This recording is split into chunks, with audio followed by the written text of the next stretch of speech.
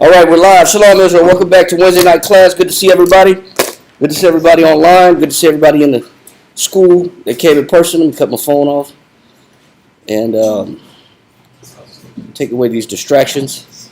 Salakia for starting a little late. We're going to try to get in as much as we can with the time frame. The class title was called An Examination of True Generosity. Yes, sir. Okay, gotcha. All right. The water, bro. All right, gotcha, bro. Thank you. All right, shout out and shalom to Houston for Stream of Wisdom Houston, Stream of Wisdom Norfolk, Virginia, Stream of Wisdom Rochester, New York. Shout out and shalom to Cabo in Guatemala. And let's go ahead and get started, because I know I'm a little late. Salakia.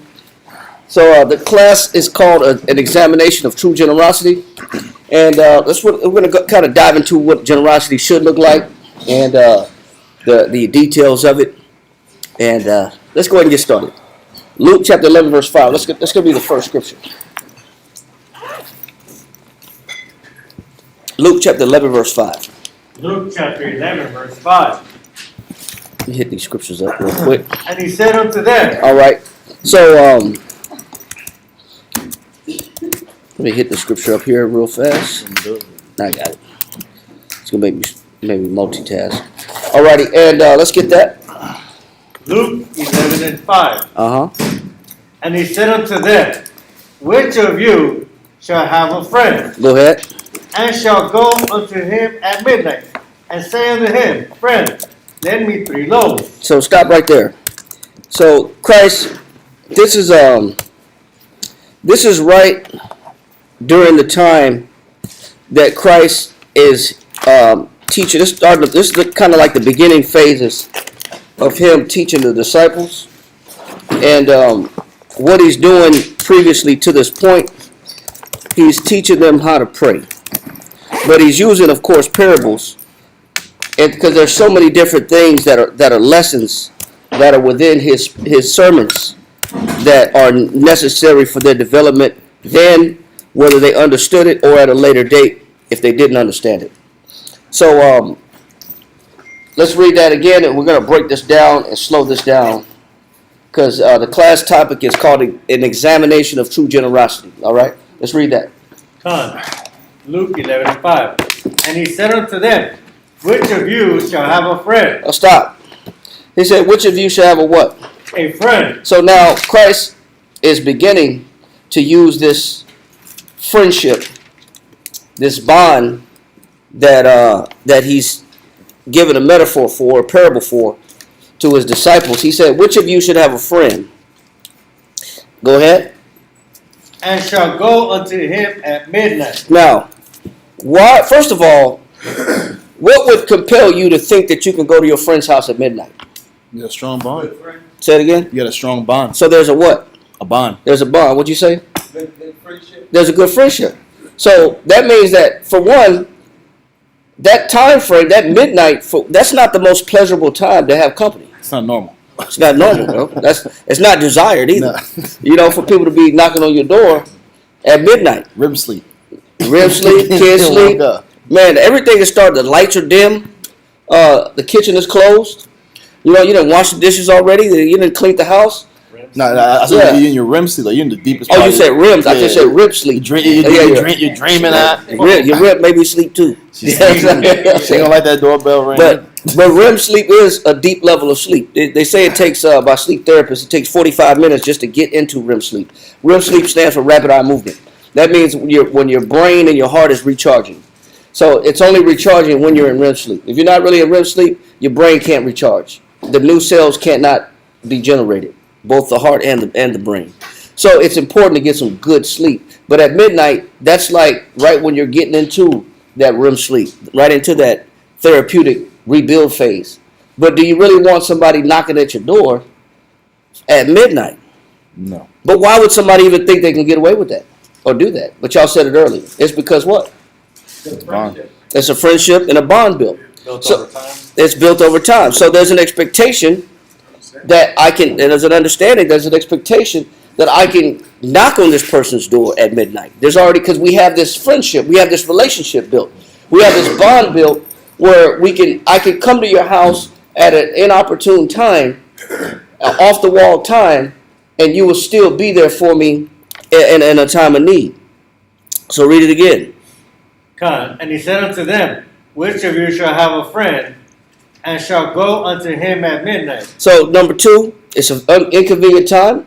Number one, there's an expectation that I can get away with this, that we have this kind of relationship. So this shouldn't be out of the norm or too much to ask because of our friendship. Read. And say unto him, friend. Now, why is he expressing this right here? Why do you got to say unto him, friend? Why do you have to declare that first? Yes. Because it's a weird time. It's an offset time, and just reassuring to him that there's a reason for this. Right. Now, he's going to get to the reason, but it is an off time. Right. But the expectation is that, give me, I know Karai's not here with the, what the? The camera change. The camera change? Go to camera. Or tap this. See this one. All right, go to camera. Hold on 1 second. Camera just changed up on us. Hit that again. Go to camera. Or hit that one. Okay, I'm not sure why the camera did that. Okay, so it is. Give me the definition. I know Karai's not here. I know Karai is the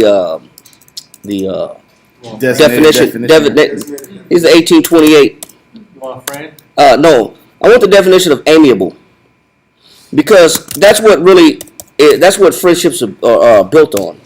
Amiable. The amiable is how friendships are built, and this is why somebody could feel like this is possible to get away with this. Read that definition. Amiable. 1828. Noah Webster Dictionary. Number 1. Lovely. Go ahead. Worth of love. It says worth of what?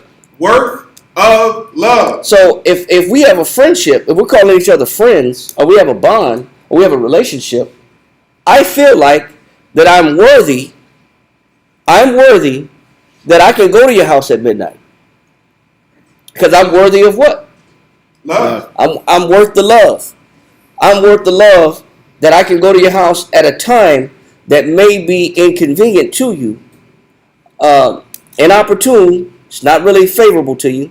It's not desirable. But because of what our friendship is built on and the nature of our relationship and what it consists of, I feel like what? Worthy of love. What else? Deserving of affection. It says deserving of what? Affection. It says so. It's deserving of affection, meaning if I'm going to call you friend, that means I deserve your what? Affection. And you deserve my what? Affection. It goes both ways. You deserve my affection, and I deserve your affection. You deserve my love, and I deserve your love. So because it's built on this idea that we can call on each other, we should be able to call on each other at a time of need, that it shouldn't bother you so much. It shouldn't vex you so bad that I can go knock on your door at midnight and borrow something that I may need. Read. What else you got? Not really much else. It says usually the person. It says applied usually to what? Persons. Right. So persons when people build bonds and people build friendships, when they build relationships, that the idea or the understanding is that you deserve my what? Affection. You deserve my affection. And I deserve your what? So would it be too much to ask if we've already declared ourselves as friends, if we've already declared ourselves as in a relationship or bonds? Is it too much to ask to get some of your affection? Is it too much to ask to get some love? Because at least I'm worthy of it if we call each other friends, right? Or we call each other, we have bonds or relationships. Or we call each other husband and wife. Shouldn't I deserve some love? Am I not deserving of affection? If you call yourself my wife, then what's my expectation from you? If you call yourself my wife. My expectation from you is that what I ask of you shouldn't bother you. And what you ask from me as a husband shouldn't bother me. Because that's what it's built upon. It's built upon an exchange, right? Yeah. Right. So he said friend, right? God. So we understand why he feels like this is okay to go to somebody's house at midnight and feel a need. Read. And he said, and said unto him, friend, lend me 3 loaves. It says, friend, lend me what? 3 loaves. It says, friend, lend me 3 what? Loaves. He says, lend me 3. Did he say, can I keep 3 loaves? Lend me. He said, lend me, right? So he said, lend me 3 loaves. So was he planning on keeping them or was he going to give them back? We can get him back. He was going to give them back. Replace him. He was going to replace them. I'm going to restore you back the 3 loaves that I'm borrowing. But why is that okay that you can go to somebody's house at midnight for 3 loaves of bread? To some of us, that might not be important enough to be bothered at midnight for some 3 loaves of bread. You know, because our mind will be like, man, you gotta go to the gas station, man. You need, There's an HEB down the street, dog. there's a grocery store close, man. It's got to be something that you could do. You know, you got to hit a 24-hour corner store or They something. had COVID hours back then too. Yeah, you know, Yeah, man, shut that at midnight. You know, it's like, man, midnight, man, you got to go somewhere. You got to go somewhere and get that bread, man. That's too much. That's a little bit too much to ask. But why is that not for this person that called himself a friend? Because a bond is supposedly built upon mutual assurance. It's supposed to have the idea that I can mutually depend on you like you depend on me. That's the purpose. Isn't that the purpose of the bond? Yeah. What does the priest say when he's in the wedding ceremony and he's about to marry a husband and a wife? What does he say? Do you lawfully take this as your lawfully wedded wife? Take this woman as your lawfully wedded wife for sicker, for poor, for better, for worse, for richer, for poor, for sicker, for health? What are the terms and conditions of that marriage? He's stating the terms and conditions of that marriage, is he not? Is he saying, regardless of what's going on, can you take care of this individual and will be obliged to take care and look after this person regardless of the scenario? Right? Yeah. Isn't that the terms of the bonds? Yes, sir. I would even say it's a mutual respect. Yeah. You know, any way that I'm going to come at you, you should be able to come to me. He said, any way that I should what? Any way that I should be able to come to you, like in the middle of the night, asking for maybe some money, I Yeah. would expect that if you needed it, you would do the same thing for me. It's only fair, right? Right. Go to Ecclesiastes in the Bible. Read chapter 4, verse 9. Ecclesiastes chapter 4, verse 9. Ecclesiastes chapter 4, verse 9. Read this. Ecclesiastes chapter 4, Mm-hmm. verse 9. 2 are better than 1. What's the purpose of me having and creating friendships, bonds, and relationships? 2 are better than 1. Because do we not agree that things are harder to get done when you're by yourself? Uh-huh. Do we agree that having 2 hands is better than 1 hand? Yeah. Having 2 feet is better than 1 foot? Having 2 eyes is better than 1 eye? Having 2 ears is better than 1?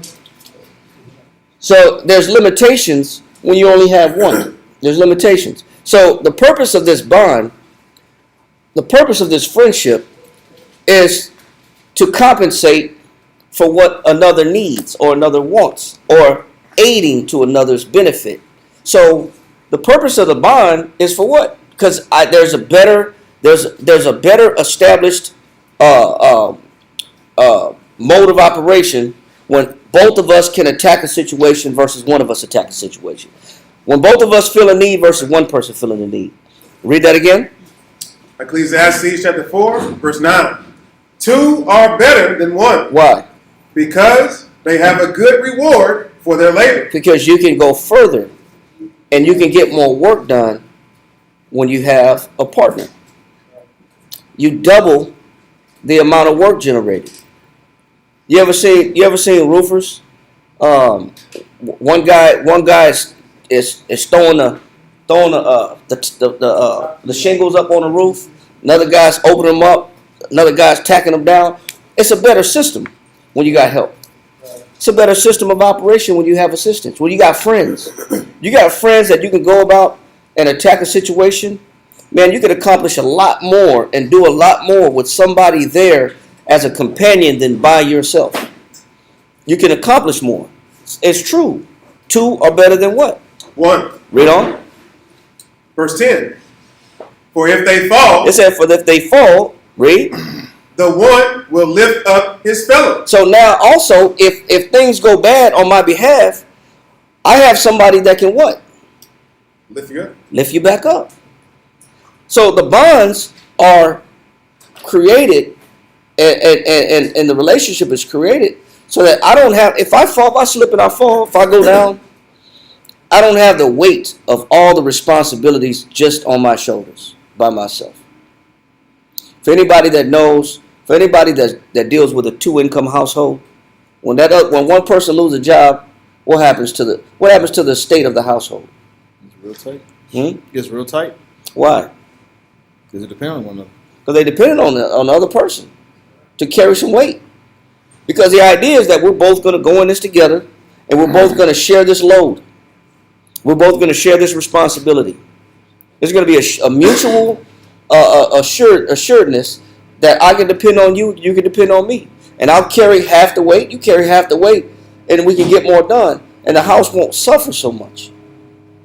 The house don't lack so much. It's harder when one person is in certain situations, when one person's carrying an unjust amount of the load, and then that person that's carrying the weight, what happens when they go down? What happens if something happens to them? Yeah. There's a hole in the process. It's living conditions are going to change. Living arrangements are going to change. The quality of living is going to change. The quality of where you live is going to change. The amount of what you can afford was going to change. So a lot of things are going to change. The quality of food you eat is going to change. A lot of things are going to change. But the objective of this mutual assurance is the purpose behind the bond. That's the purpose behind the friendship. We get more work done. If I slip and fall, guess what? I have what? For if they fall, the one will lift up his fellow. It said the one shall do what? Lift up his fellow. Yeah, the one shall lift up his fellow. Yes, I got to help. I got a helping hand. I got a helping hand, and I got some assistance. I'm not going at this by myself. It's hard to go at life by yourself. That's why it's good to have friends. It's good to have bonds. And if you got partners, you got a relationship, that's cool too. Because it's hard to go at it by yourself. I got somebody that can lift me up. Read. But woe to him that is alone. It says, but destruction, woe means destruction. Destruction to him that's what? Alone. Why? When he falleth, It says, because when he falls, what happens when the one person that's sustaining all the weight, when he falls, what happens? for he hath not another to help him up. Do you have some assistance? No. What does it feel like to be in a situation where you have no help? You ain't got nobody that can lean on you. Drown. What happens if you're drowning? Die. You're in trouble. Trouble. You're in trouble. What'd you say, sis? It's stressful. Yeah, because when crap hits the fan and you by yourself and you have no help, hey, you got to start reconsidering a whole lot of things. It's like, man, my life is in some dire straits. Things are getting tough now. But he said, woe to him that's what? Alone. Go ahead. For he hath not another to help him up. Go ahead. Again, You ain't got no what? You got no help. So the purpose of the bonds, the purpose of the friendships, the purpose of the relationships is for what? We can help each other. I got some help. I don't have to go at everything by myself. I don't have to do it all by myself. Because Lord forbid anything happened to me. Lord forbid anything happens to that other person. And they ain't got no help. Go ahead. verse 11. And the sister said, it's more fun when you do things with a friend or a partner. You get to enjoy things a lot with each other. That's true too. Share life. Yeah, you can share a laugh. You can have a common sense of humor, a common laugh, a common joke. There's a common understanding. We're one in thought. We got inside jokes. We can laugh at. We can both see something and laugh at it, and both take joy in it. Yes, sir. I was going to say too, the memories are more impactful when you have that individual with you, because we're not going to remember, well, some of us are not going to remember the things that we do on our own because we're so caught up in work and stuff, but it's always like a conversation we have with somebody, and it's like, I remember I used to do this with my friend or my brother or a family member. It's more impactful. Yeah. That person. You're making memories. Yeah. You make some memories. And it's good also when that I watched I be watching the damn YouTube shorts too much.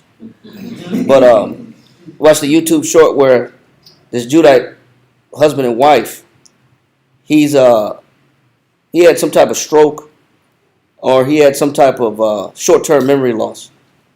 I don't know if y'all seen that, but the wife, the husband was only like 43 years old.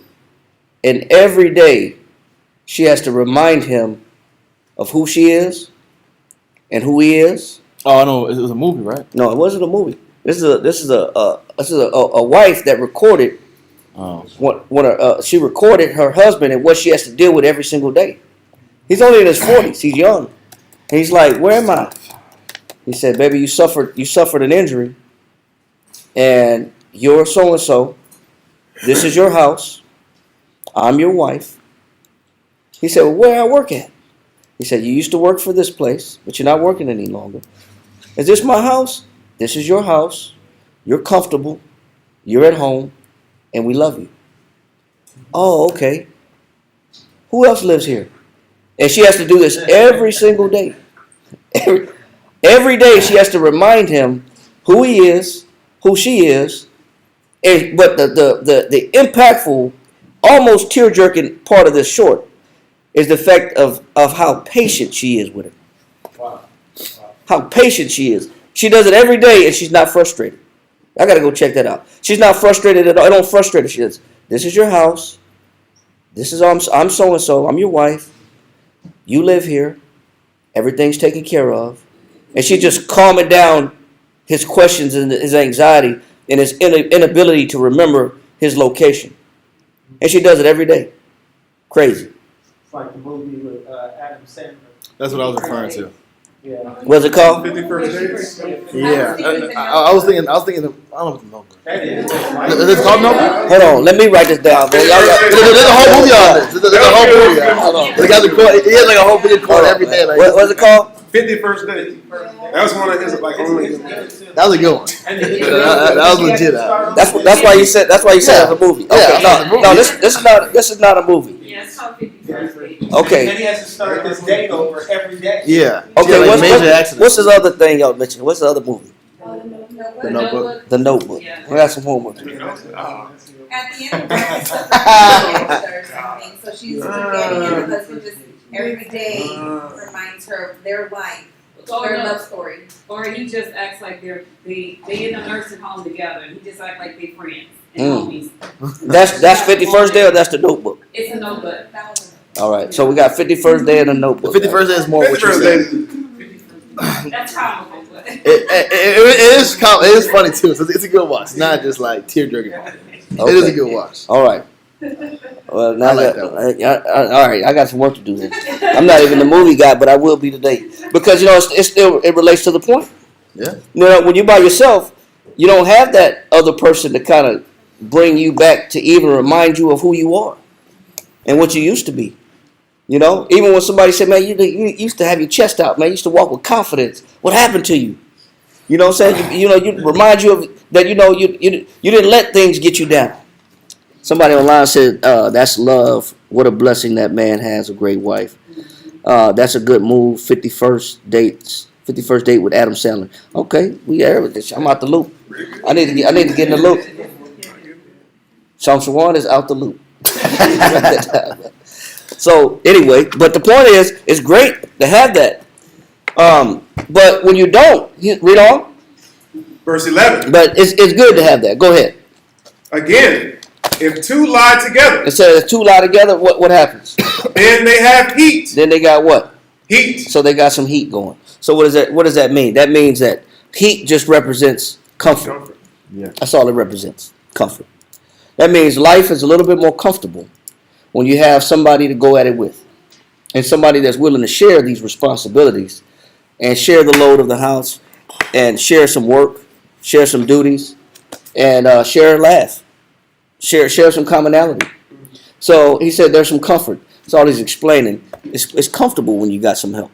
Yes, sir. That's what Bobby Womack was talking about. What do you say? If you leave, when it's cold outside. When it's cold outside? Yeah. That's what he was screaming about.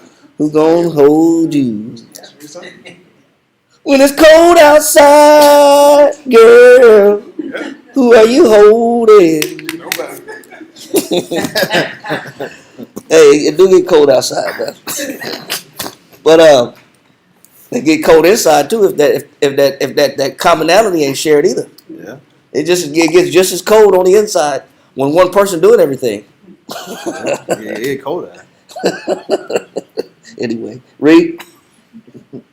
Again, if two lie together, then they have heat. Go ahead. But how can one be warm alone? It said, but how can one be comfortable alone? It's not as comfortable when you're by yourself. You can make do, but it's so much better and it's so much more relaxing when you have somebody else. And one another aspect of comfort. You're going to explain another aspect of comfort. What's another aspect of comfort? Read on. Verse 12.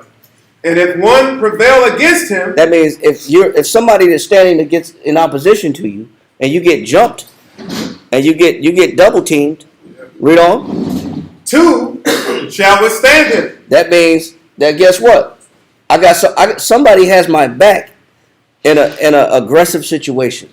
In an aggressive scenario, somebody has my back, and so I have another form of protection. When I got some help, I got another pair of eyes, another pair of hands. Now I got another help where I don't just get stomped on. I got some assistance. Read on.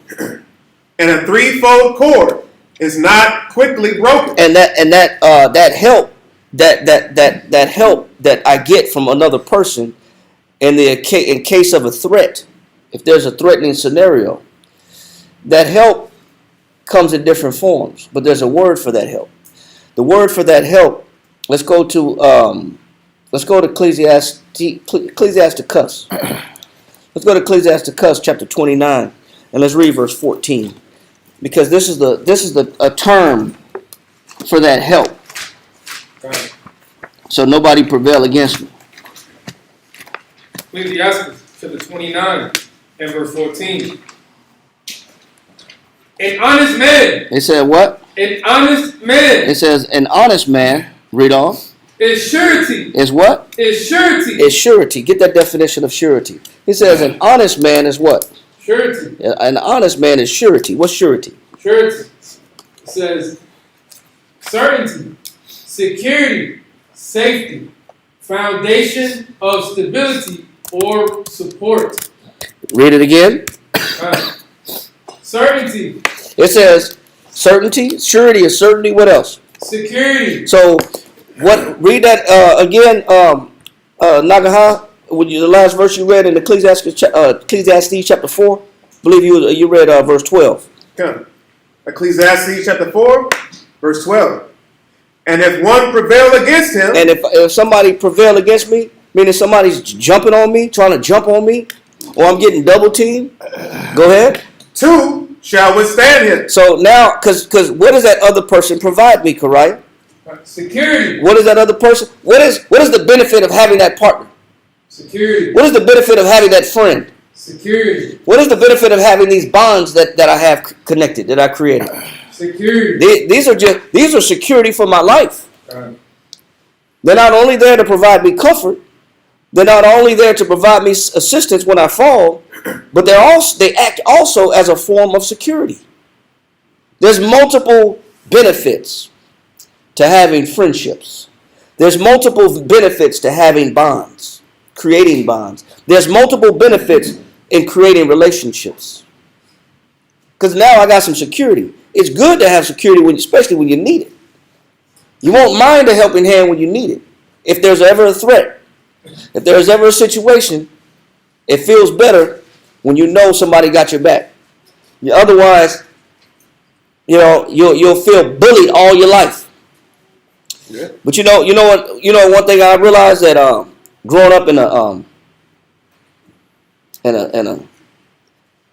a hood-like situation, I try to find a better way to express it.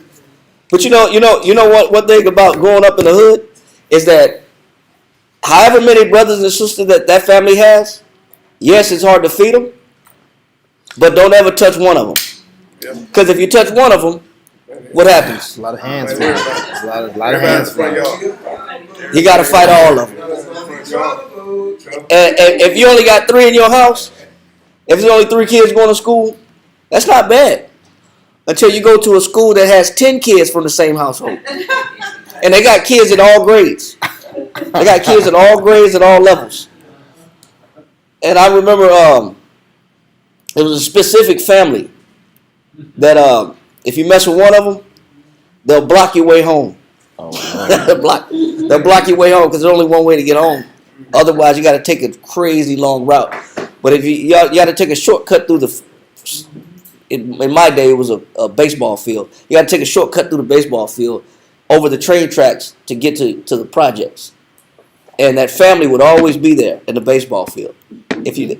I heard you mess with my little cousin. I didn't know that was your cousin. I heard you mess with my little. I didn't know. And now you know now.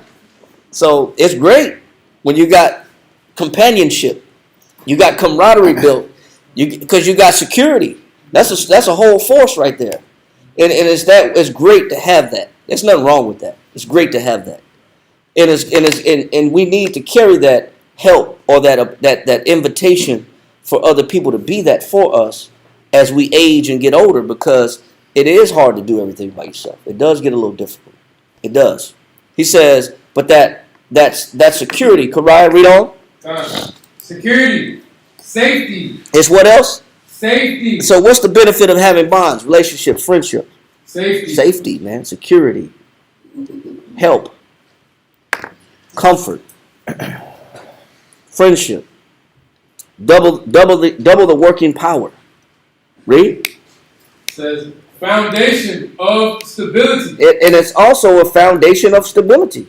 Meaning what? I can lean on this person.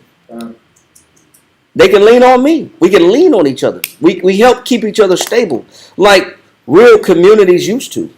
Real communities used to be able to knock on each other's door and borrow items from each other.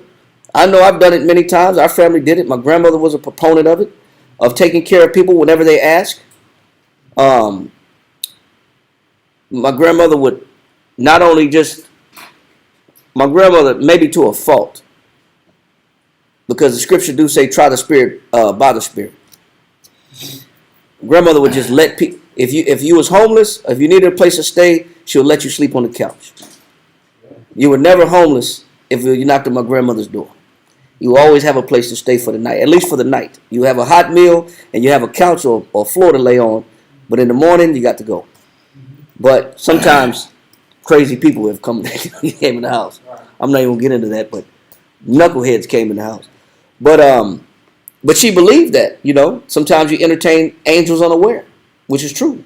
She believed that. But sometimes you entertain devils with unaware too. But some people have that in them where if I got it, you got it. If I have it in my hands and you need it, it's yours. If I can help you, if I can provide some assistance to you, you will receive it. Yes, sir.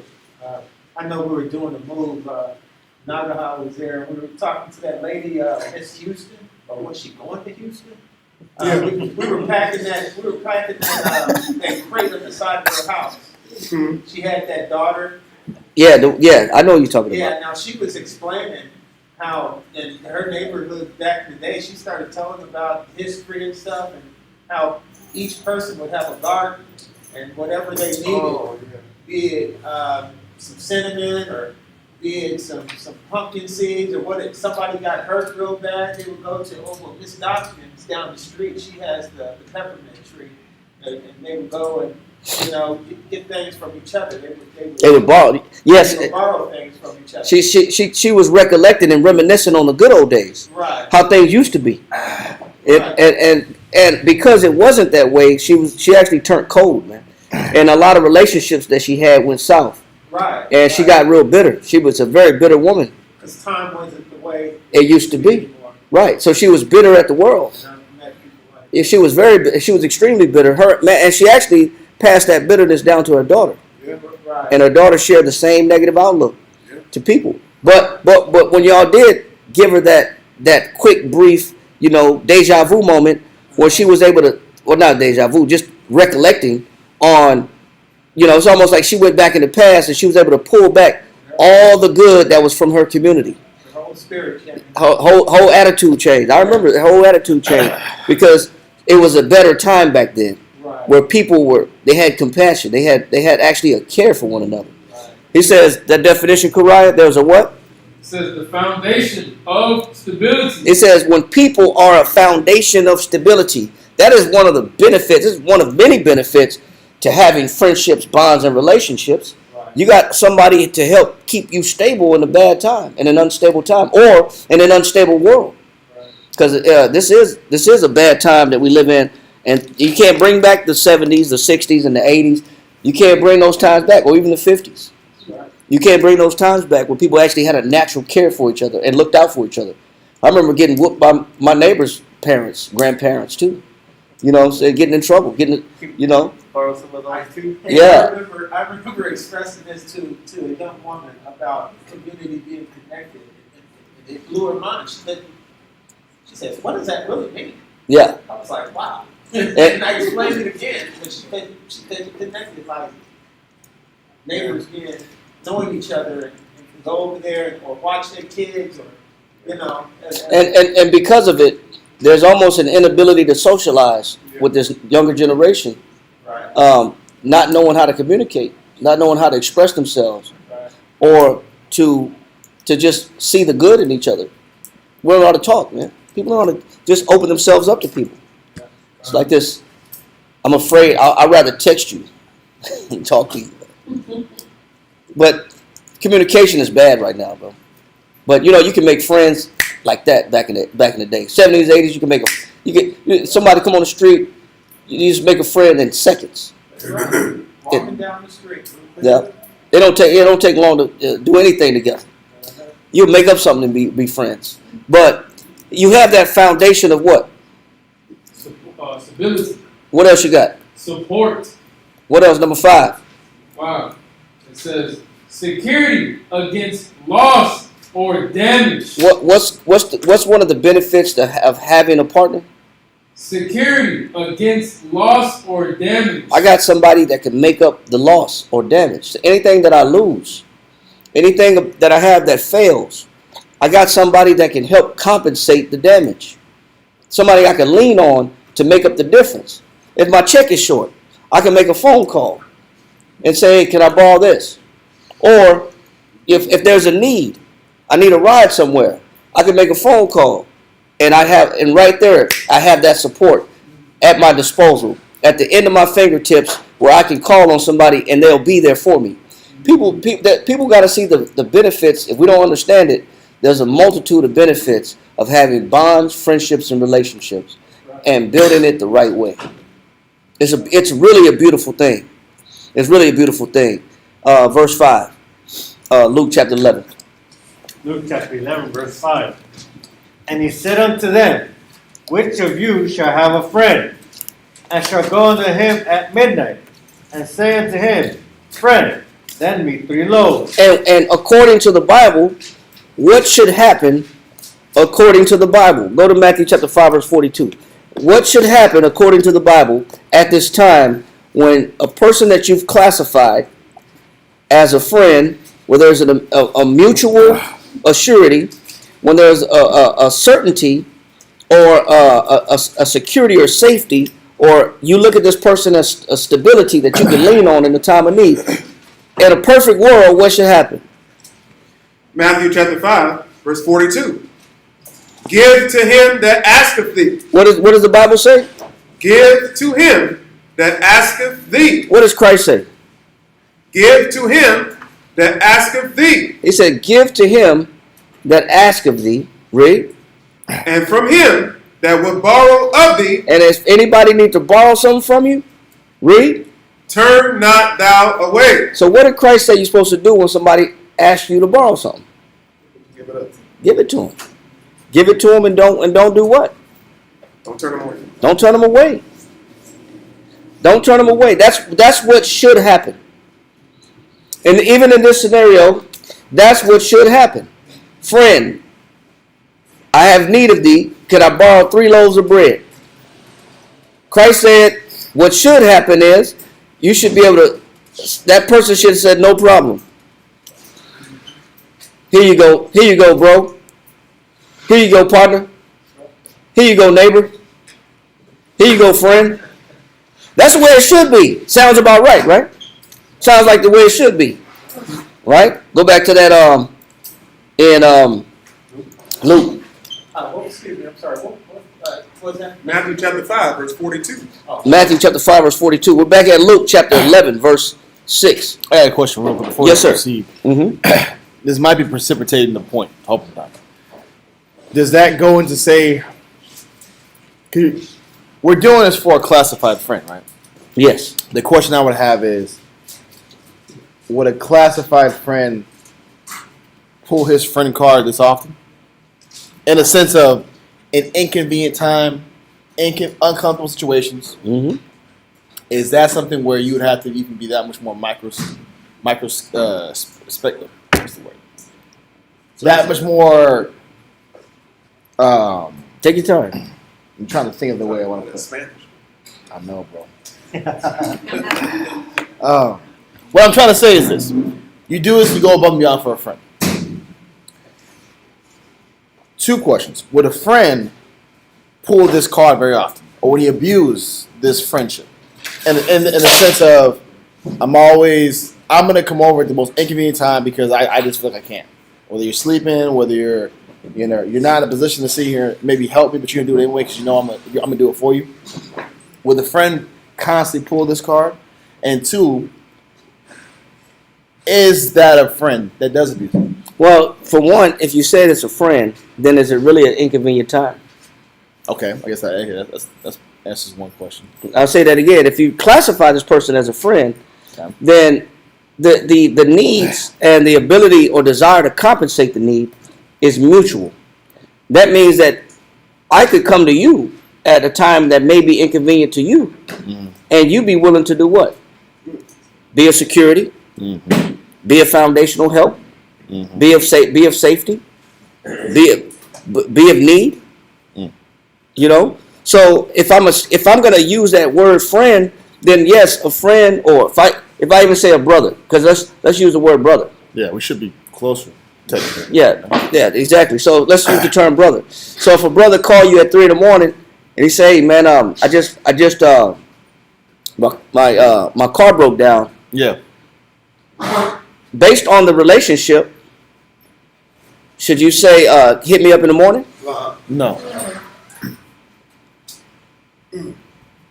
Listen, I don't know what to tell you.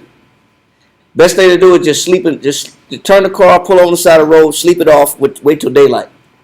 Or a real friend should say, "Where are you at? Yeah. Are you in any danger? Are you in trouble? What's your location? Do you have a spare tire? Do you have tools? Do you have flashlights? How much cell phone battery do you have? Send me your location. Send me your location right now. Do you see any gas stations? Do you see any lights around you? Do you see any hospitals or gas stations? Are you on a dark road? Is it well lit? Are you safe?" Yes, sir. There's a readiness involved. Like real friends are always on standby. It's a readiness involved with always ready in expectation and ready to fulfill whatever you need. Right. Like you're always in a charitable mentality. Because that's what It's the affection of it. and get that definition of amiable, because that's the estate of what a friendship should be like. Is it should be built on this. But I'm going to get to your question because that's a great question that you asked. Yeah, I another element to add to that. Now, Okay. I'm starting to develop in my head. Though. Okay, read. Amiable.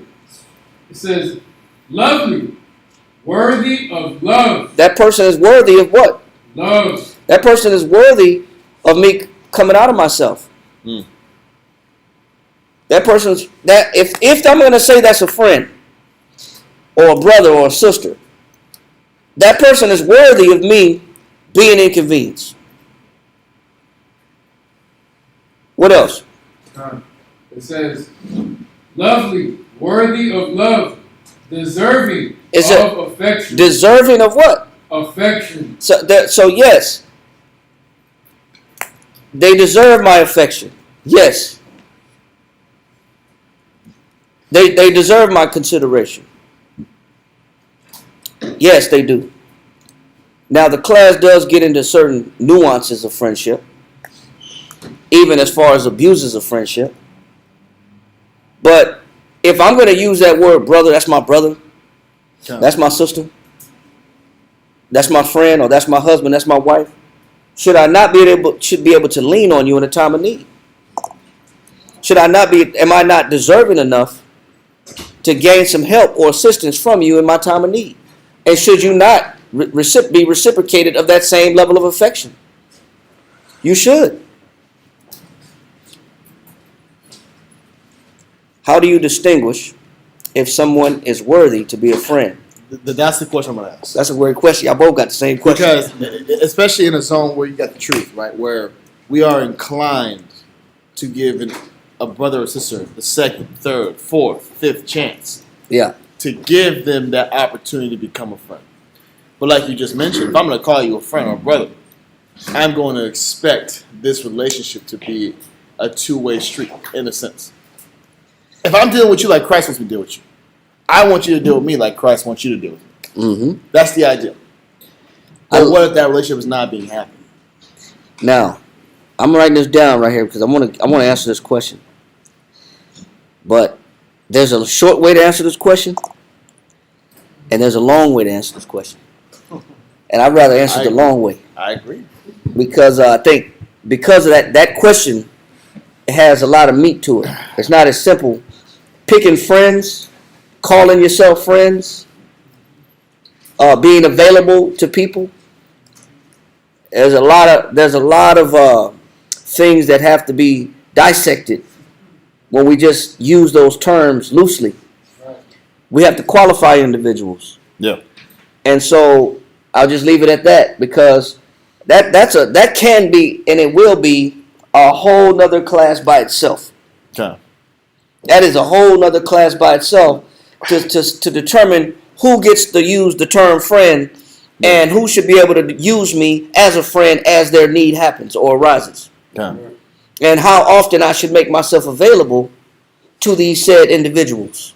That's a whole class within itself. That's a beautiful question. And where we are right now in Luke is that Christ is telling the story of people who have already established this friendship. Yeah. They've already created this relationship where they can lean on each other, where they can utilize each other, where they depend on each other, where they can inconvenience each other. And what Christ is saying is, who can do this? Who got a friend that you can go to his friend's house and say, I need 3 loaves of bread at midnight? Yeah. So Christ is posing a question. If you got those kind of bonds, read. You're in verse 6, right? Luke 11:6. For a friend of mine in his journey is come to me. Now he's giving him the reason why he's doing it. He's explaining to him. He's explaining to him at the door. I got some company coming to my house, and these are friends of mine. These are people that I call friends, and they're coming to my house, and they're coming from a long journey, and they're depleted, they're exhausted, they're famished. He said, I got company coming over that is famished. Read on. And I have nothing to set before him. And they hungry, and they coming to my house, and I want to show some hospitality. I want to show some hospitality, and I don't got nothing to give them. But I know you got it though. But I know you have it. But I don't got it. But I know you got it. And if you lend it to me, is that not a good reason? Yeah. Is that not a legitimate reason It's legit. to knock on somebody's door and borrow? If you say we're friends, I should be able to come to you in a time of need. 3 a.m. That's interesting time. Yeah, at midnight, right? Yeah, that's.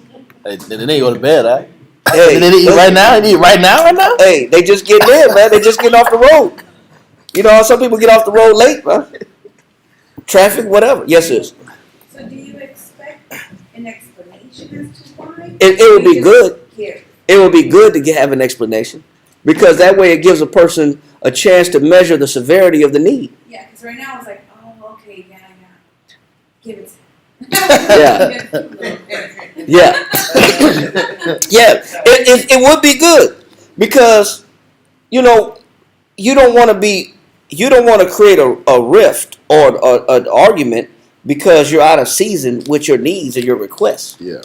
or like you said, the frequency of your requests.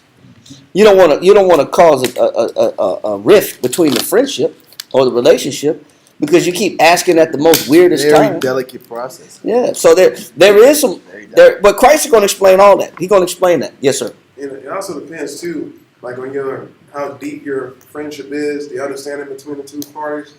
Because sometimes you got friends, like one of mine, who will say, "Man, you know you ain't gotta ask me that. Yeah. Whatever you need, like, we'll be talking about. Yeah, Yeah. Like, Yeah. Come on, man. yeah, Got you. How long it's been? It's been like 25 years. yeah. So it all depends on like the how deep the friendship is, how long and how established the friendship. Huh? Yeah, it is, and that's a great point. That's a great point too. Read. Come. Verse 7. And he from within shall answer and say, He said, "He from within shall answer and say what?" trouble me not, He said, "What?" trouble me not, He said, "Him from within the house gonna say what?" trouble me not. Christ said, "If anybody asks you to borrow something from him, or for you to lend something to him, he said, give it to him." But we're friends. We're friends, and this guy is saying what? You. He said, "Trouble me not." Give me the definition of trouble. He said, "Trouble me not." But I thought we were friends though. That's not good, friend. You Give me that definition. He said, "Trouble me not." Read. Trouble. It says to agitate. To what? To agitate. You're agitating me. It's midnight. He said, "What?" To agitate. To disturb. You're disturbing me. It's midnight. What else? What's number 4? Point number 4. It says to busy. To cause to be much engaged. It says, "I'm busy right now. I'm in the bed. I'm busy. I'm in my house. I'm resting." He says, "You're going to cause me to be much what?" Engaged. What does that mean? Gotta do more work. Say it again. Gotta do more work. It said, "You about to make me get up and get out of my bed and go to the kitchen and make all this noise and do all this fumbling." No, got a newborn. Yeah, you know the kids in the house. You know what time it is. You about to make me do all this work. He says, you about to engage me in all this work. What else you got, Karai? It says that which gives disturbance, annoyance, or vexation. What's number 6? Number 6. No, give me verse 4. Give me definition number 4 again. To busy, to cause to be much engaged or anxious. It says you causing me anxiety. When somebody says you causing me anxiety, they're saying you're getting on my nerves. You're working on my nerves, man. You get on my nerves, man. You coming to my house at midnight asking for 3 loaves of bread for some people I don't even know. That you know. Yeah, your friend. I don't know them. They're my friends. Those are your friends. Those are not even my friends. You getting on my nerves. Read. Come, trouble me not. The door is now He shut. said, man, the door is closed, man, the door is locked. The door is locked. Give me that sixth definition. Give me that sixth definition of trouble. It says, to give occasion for labor to. It says to give occasion to what? To labor to. What else? I will not trouble you to deliver the letter. It says to give occasion for what? To labor to. What does this mean about friendships? What is Christ explaining right here? What is he explaining?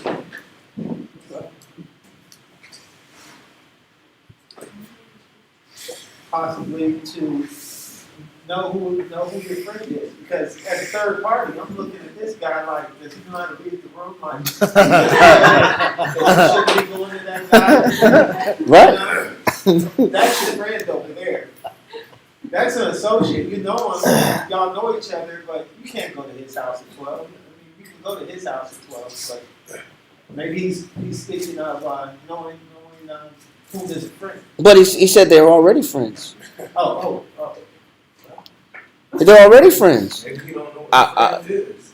I would say that even, I guess it's showing the nature of us. You might have a friend, but it doesn't mean it's not a fight to be a friend every day. What he's saying is, you're only a friend, not when you need something, until you make me uncomfortable. Yeah. See, people base their charity and their generosity and their hospitality and their caregiving nature.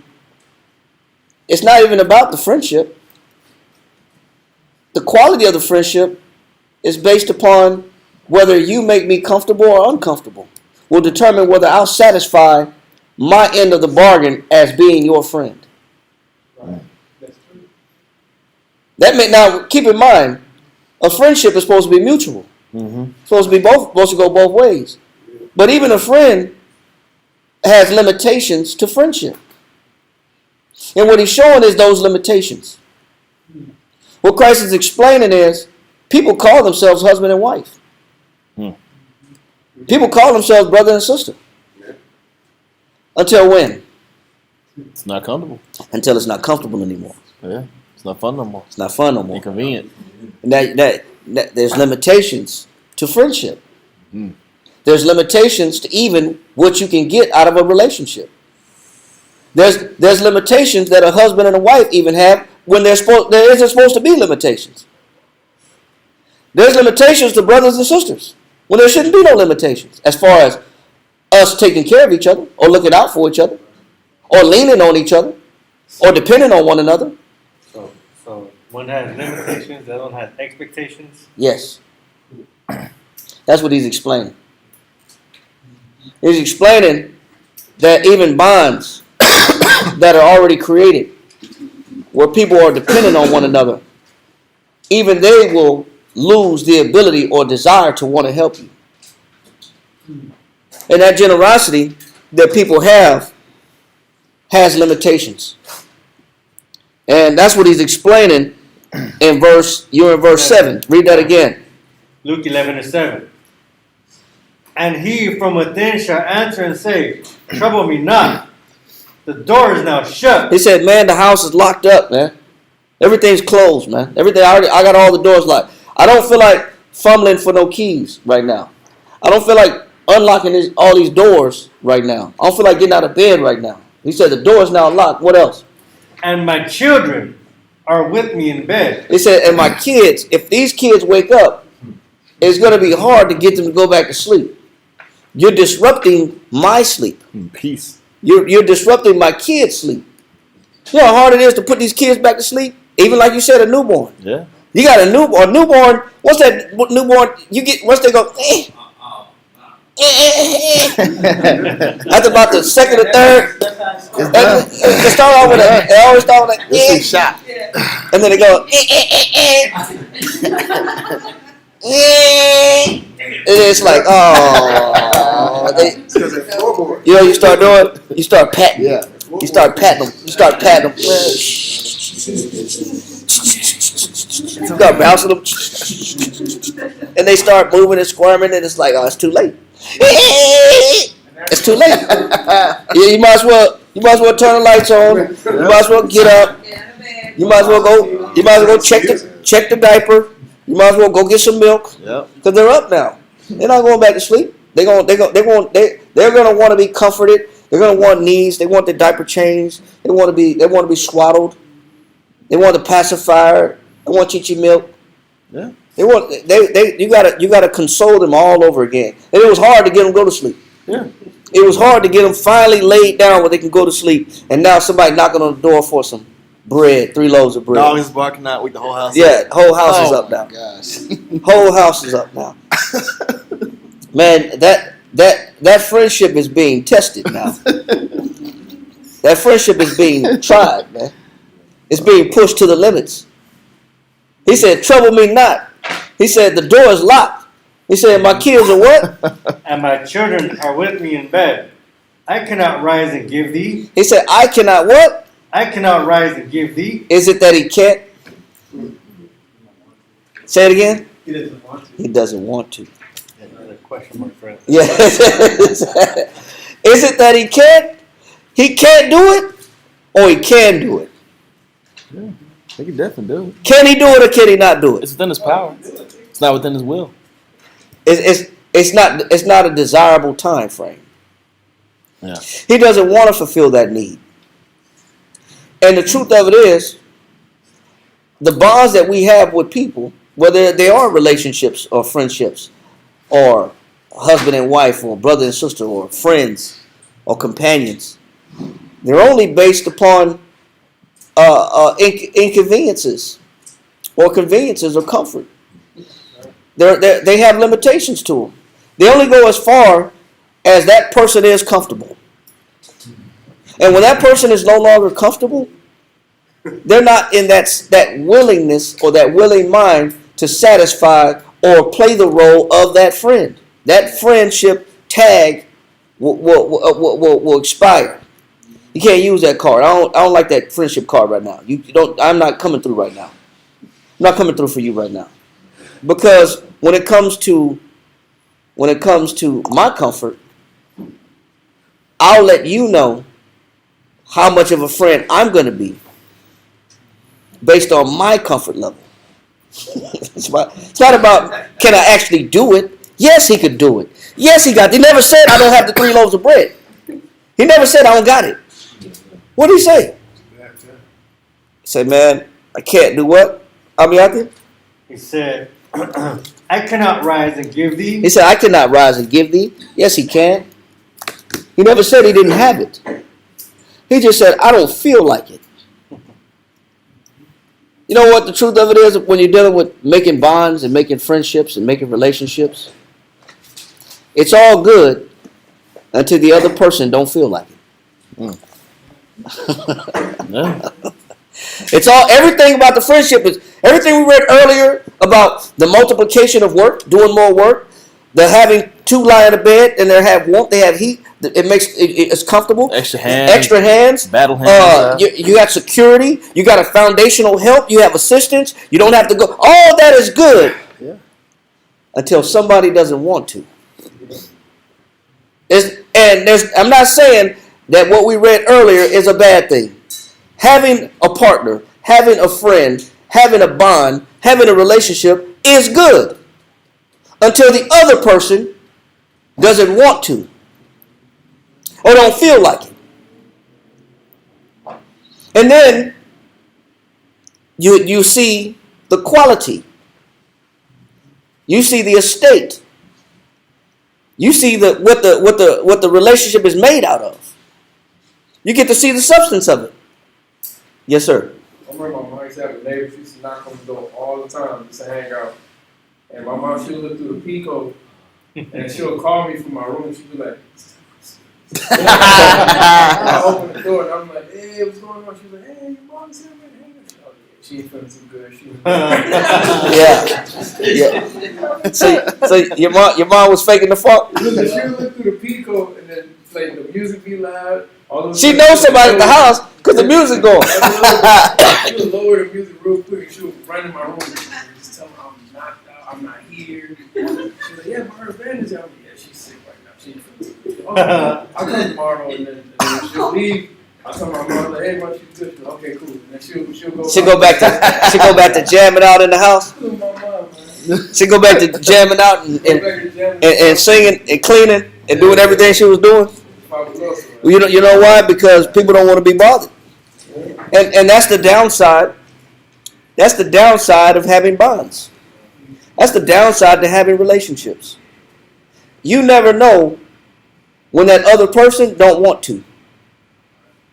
You never know when that other person is fatigued of wanting to extend or play the role of the friend or the relationship or the partner. Because that's what the partnership is supposed to be about. It's supposed to be about us taking care of each other, looking out for each other, coming through for each other until the other person doesn't want to. Or whether they both get tired of doing it. Can two walk together except they what? Be agreed. Yes, they be agreed. So they both got to be on the same page. How tight is the friendship going to be when one person stops wanting to play the role of the partner or the support or the security or the stability or the comforter? You don't really have that there's going to be some strains on that friendship. Now we're in verse 7, right? It's verse 8 now. We're in verse 8. He said, read verse 7 one more time. Luke 7. And he from within shall answer and say, trouble me not. He said, what? Trouble me not. Go ahead. The door is now shut. Now, when you look at an example, I got to go to Paul because Paul is a great example. When you look at an example when somebody actually cares about somebody, what that looks like. Give me Acts. Go to Acts chapter 20. And read verse 20. Acts chapter 20. This is like an example of what love with no limits looks like. You know, Mary J. Blige had a song called Love Without a Limits, right?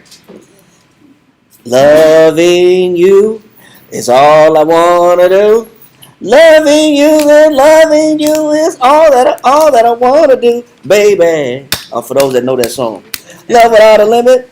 Well, this is what love with no limits look like. What does love with no limits look like? Read that. Acts chapter 20, verse 20. Acts chapter 20, verse 20. And how I kept back nothing. Paul said what? I kept back nothing. Paul said, I keep, when it comes to your needs, Paul said, I keep back what? Nothing. He said, man, listen, I keep back nothing. Go ahead. That was profitable. He says that was what? Profitable. Go ahead. Unto you. So when it comes to anything that benefits you, Paul says, I don't hold nothing back. Paul would be a great friend to have. That means that regardless of what it is that you need, whether it be in the physical or whether it be in the spiritual, Paul said, I kept nothing back that was what? That was profitable unto you. So when it comes to your needs, when it comes to the things that you that I can help you satisfy, he said, I'm going to go above and beyond and I'll exhaust myself to take care of the things that you need from me.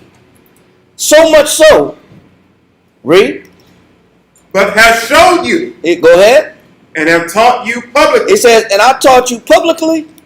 He said, I don't care if I got to go and speak to you publicly in a main place of concourse, or whether I got to fill your needs. How? Read. And from house to house. Paul said, I'm going to fill your needs either in the public sector or I'll go door to door to make sure you got everything that you need.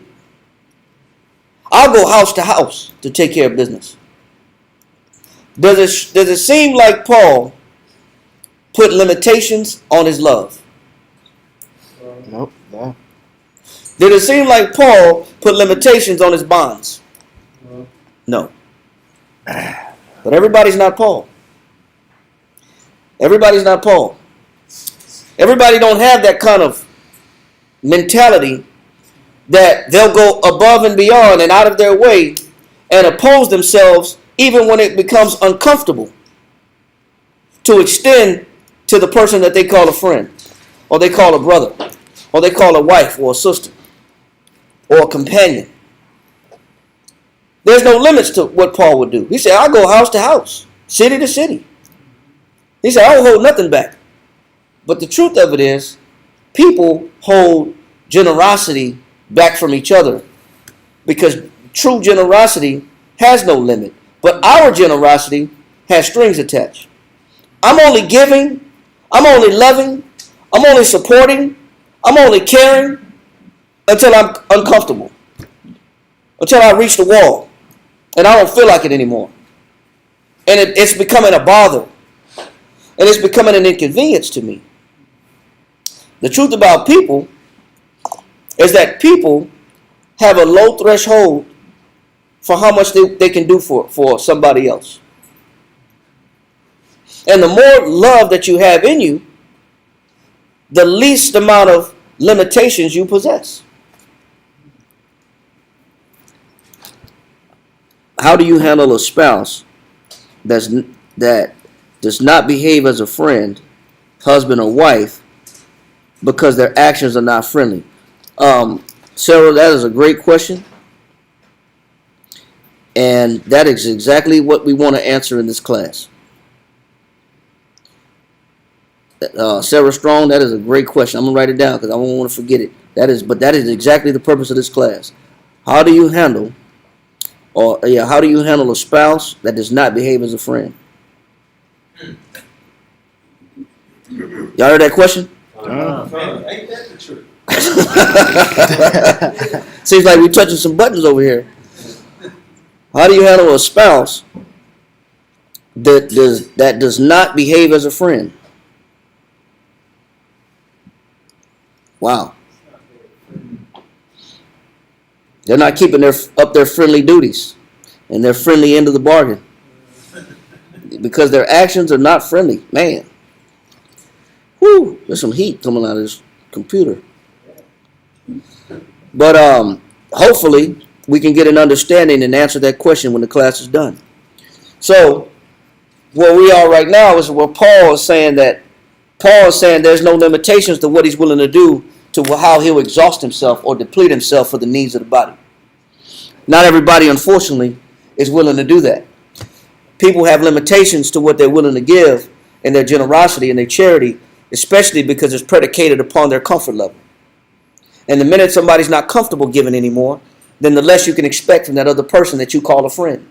The less you can expect from that person you call a bondsman or a relationship with, or a husband or a wife. The less you're going to expect based upon the more fatigued they are.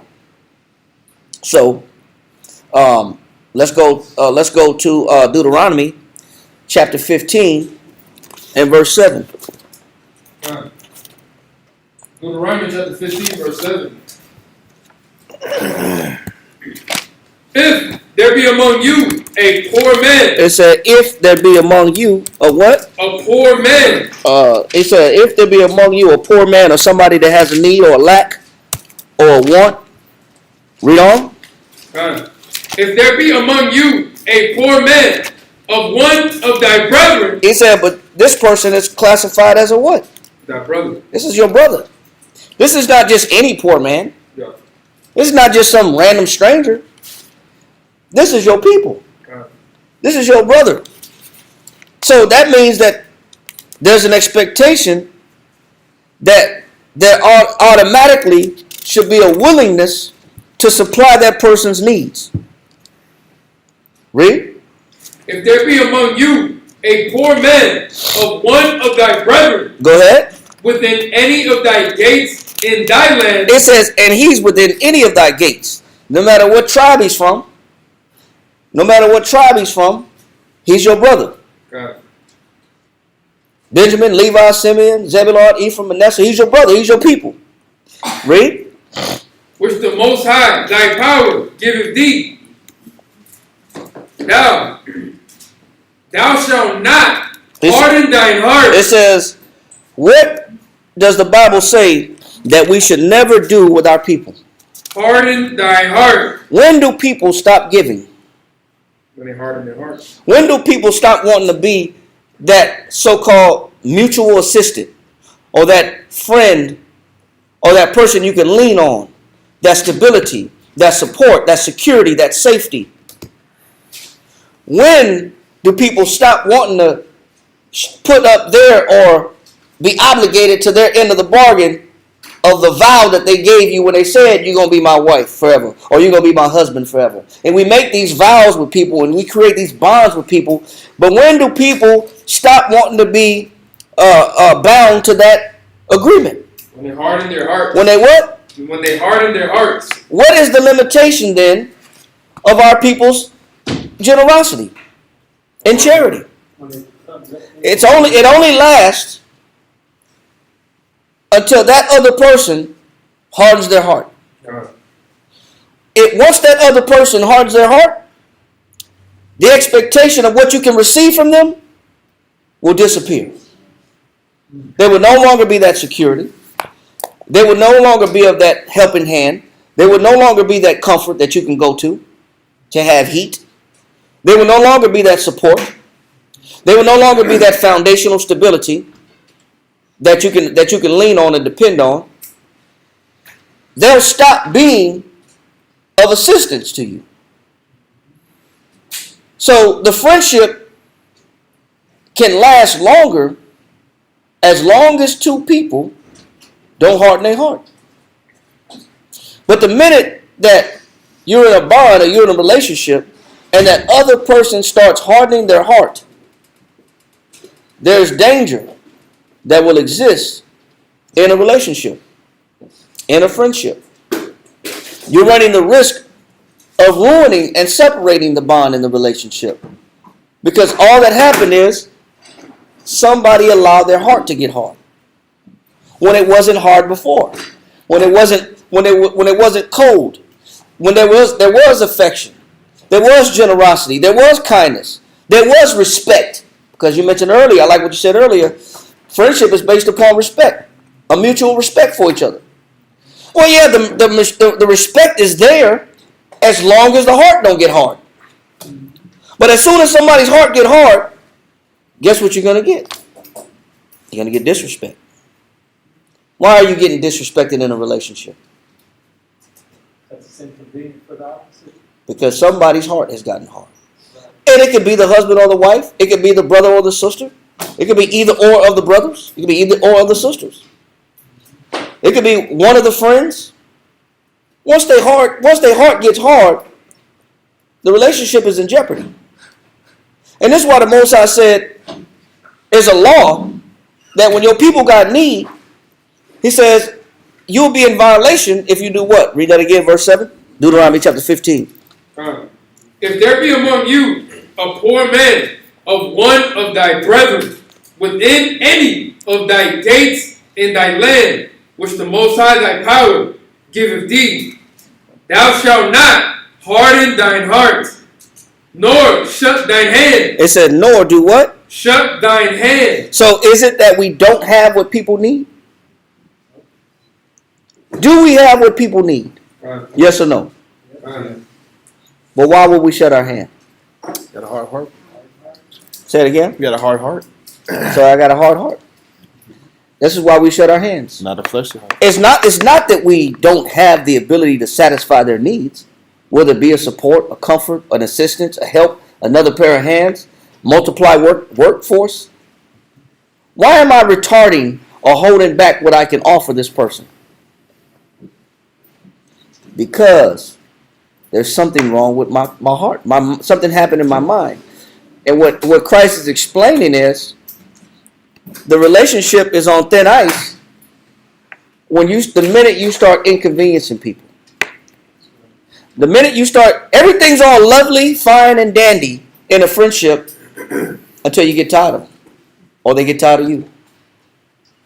Or having a, so to speak, what we say, tired of putting up with you.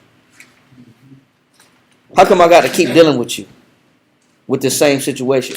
How come you keep bothering me asking for help? How come you're inconveniencing me? And when you start to become an inconvenience, problematic,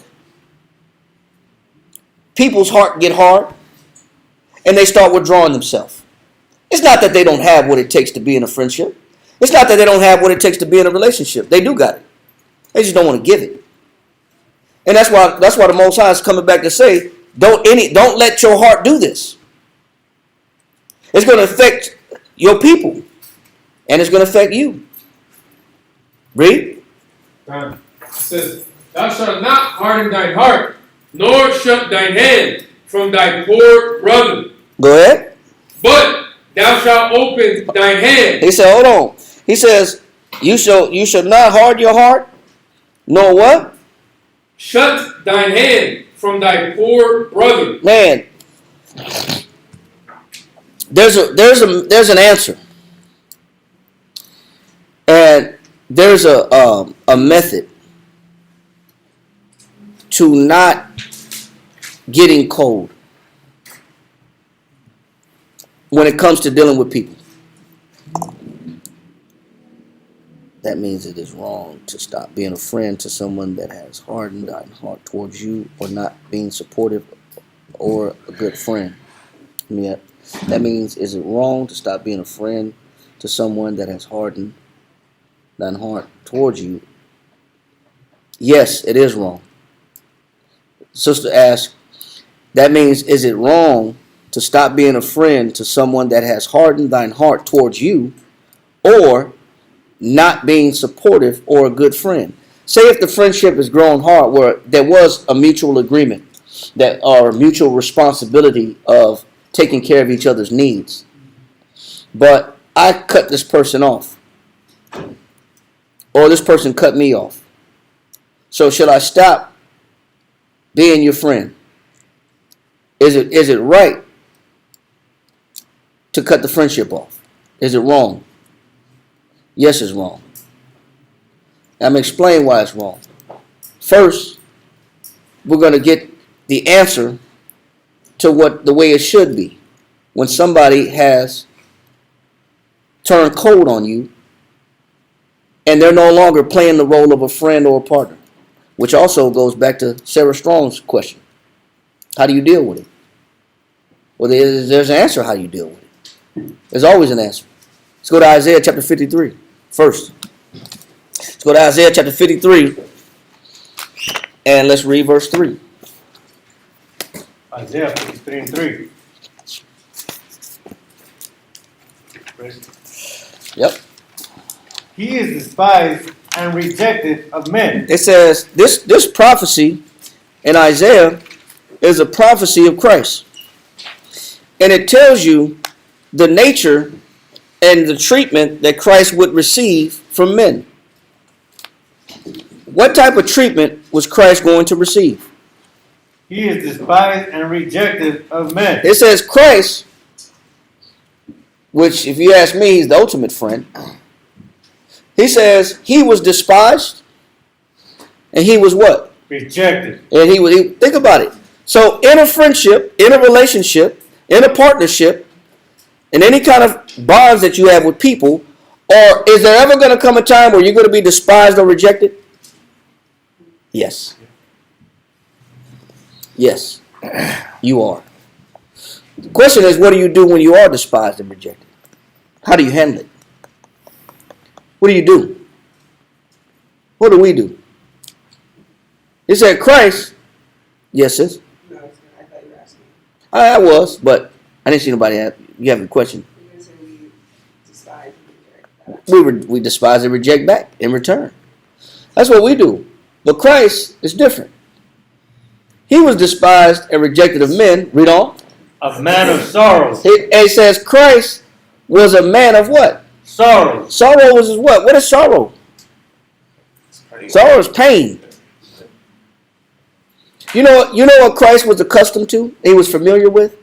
Rejection. He was familiar with rejection. He was familiar with sorrow, with pain. He was familiar with being let down and stabbed in the back, Trey. betrayed. He was familiar with it. What else? Acquainted with grief.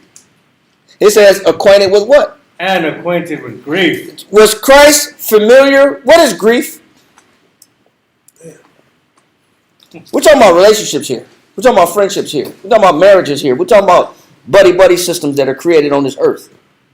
He was acquainted with having his expectations let down. Say it again. He was acquainted with having his expectations let down. Say it again. He was acquainted with having his expectations let down. So he was familiar with the fact that he was going to be let down with people. Disappointed. So what must you do? What must we do? You know what Christ knew how to do? Take away the expectation. Take away the expectation. Once you take away the expectation from people, you can see clear. No. Hold on. We got a couple of hands up. I'm going to say it again. Write this down first. Once you become familiar with disappointment and remove your expectations from people, you will be able to see them clearly. What you got? No, I was just gonna say, basically to sum it up, is to expect the unexpected. No, expect grief. Expect sorrow. Expect to be let down. What did we just read in Isaiah 53? What was Christ familiar with? Acquainted with grief. He was what? Acquainted with grief. He was acquainted with grief. Meaning, was it shocking that somebody caused him trouble? Was it shocking to Christ that somebody caused him inconvenience? He marveled not. Was he surprised at the hate? He was conditioned. He was conditioned to the hate. He was familiar with the hate. What you got? It's just it's such a. I mean, obviously I understand this, but it's a weird concept to think about in a worldly setting because we associate expectations with a positive feeling. So Yes. I expect this person to keep my trust. I expect this person to keep me happy. I expect this person I expect each other to create positive memories, positive experience. Yes. A lot of times, the expectation is what keeps the relationship going. And even when you study in sociology, the loss of expectation in marriages is why they fail. Yep. When you can't expect your partner to go to work. And in America, it's money. It's all bad. Yeah. It's money based. Yeah, it's money based. Primarily, number one is money. It's money based, exactly. But there's so many. A lot of those categories still fall under the category of expectation. Yes. Or I expect you to be the same person you were Yes. 5 years ago. And you're not the same And person. you're not the you were. same anymore. No. I don't know this person. Or I expect you to love me unconditionally. Yeah, exactly. Yes. Regardless of what happens in our relationship, no matter what goes wrong and what malfunctions that I have and derangements that I possess, I expect you to overlook that and Yeah. still love me. But here's my question to that. If I don't have an expectation, Mm-hmm. and I just assume you're going to do me wrong anyway, Yeah, that's I take a pessimistic stance. You can. Well, that's what I'm trying to clarify because I think I understand, but I think they can be misinterpreted. Yeah, if you're not sure about Yeah. what to think about people. Exactly. Yes, it is. I was gonna say, is it like regardless of what you do to me, I'm gonna choose to love you? Bingo. It's a choice. It's a choice. You can say, well, I'm done with this person because this whole relationship seems one-sided. Okay. Because that's what it's going to feel like. Think about it. You got into the relationship for the mutual agreement, the mutual surety, the mutual bonds, and the benefits that come with having a helping hand. What happens when that other person is not playing that role anymore? And now it's all on you.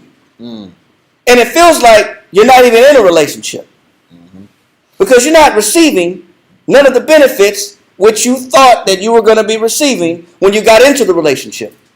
Or it may have started off Yes. with both parties putting in equally, Yes. but quickly or over time, it became heavily lopsided, You feel deceived, right? and you feel tricked, Yes. or Yeah, true. I feel used. Yes. That's another one. I feel used, man. I feel like you just used me. It was all a trick. Yeah. It was all a trap. Sometimes it may be. Yes, sir. Now I say it can start to feel transactional. Yes. Yes. Yes, very much so. Relationship and convenience. Well, transactional for who? That's the question. The giver or the taker?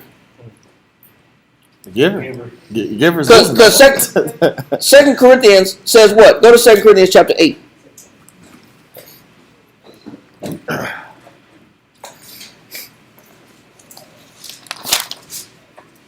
Is it 2 Corinthians chapter 8, verse 12? I think it is. 2 Corinthians 8, verse 13. Read verse 13. One of those stoppers. 2 Corinthians chapter 8 and verse 13 read. Read that. For I mean not that other men be eased, Go ahead. and ye burdened. Is it fair that one person carry all the weight in the relationship, and one person be the recipient of all the good, the niceties and the goods that come out of a relationship, or the No. benefits? No. That's not the way a relationship is supposed to be. That's not the way a household is supposed to be. That's not the way a church is supposed to be. That's not the way a friendship is supposed to be. Where one person is responsible for being the most charitable, or being the most giving, or being the most generous, being the most considerate, or being the most forgiving. He said, I mean that what? That other men be eased, That other people be eased. Go ahead. and ye burdened. And you carrying all the burden. I have to be the most considerate. I have to be the most forgiving. I have to be the most kind. I thought I was going to get some kindness in return. I thought wrong. I thought I was going to get some love in return. I thought wrong. Think again. But that's the way it's supposed to be.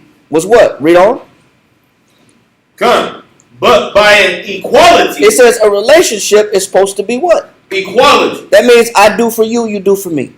You take care of me, I take care of you. You look out for me, I look out for you. I come through for your needs, you come through for my needs.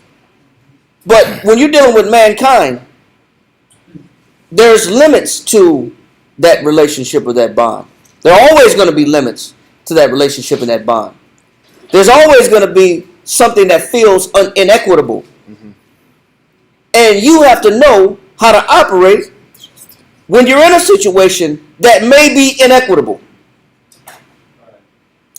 Because what we're reading about is the way it's supposed to be and what it's supposed to look like. Read. But by an equality. And what does the Bible call an equality? Read on. That now at this time your abundance may be a supply. The things that you have in abundance could be a supply for what? For their want. For somebody else's needs. Your abundance can fill somebody's needs. And it's also an equality when what? Read on. That their abundance also That other people's abundance could be what? may be a supply for your want. Be a supply for your want. Meaning we compensate each other. We take care of each other. We look out for each other. We got each other's back. I cover you when you're low. You cover me when I'm low. When I'm down. We look out for each other. That's the way it's supposed to be. That's the way a house is supposed to be. A friendship is supposed to be. A marriage is supposed to be. A church is supposed to be. That's the way it's supposed to be. We look out for each other. But is that always the case? No, that's not the case.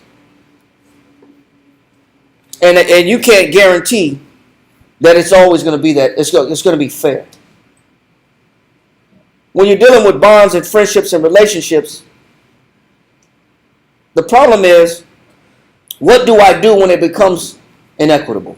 What do I do when it becomes one-sided? How do I handle it when the other person isn't keeping up their end of the bargain?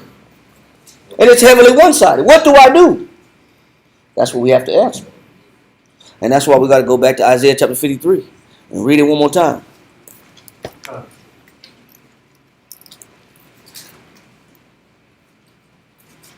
Isaiah 53:3.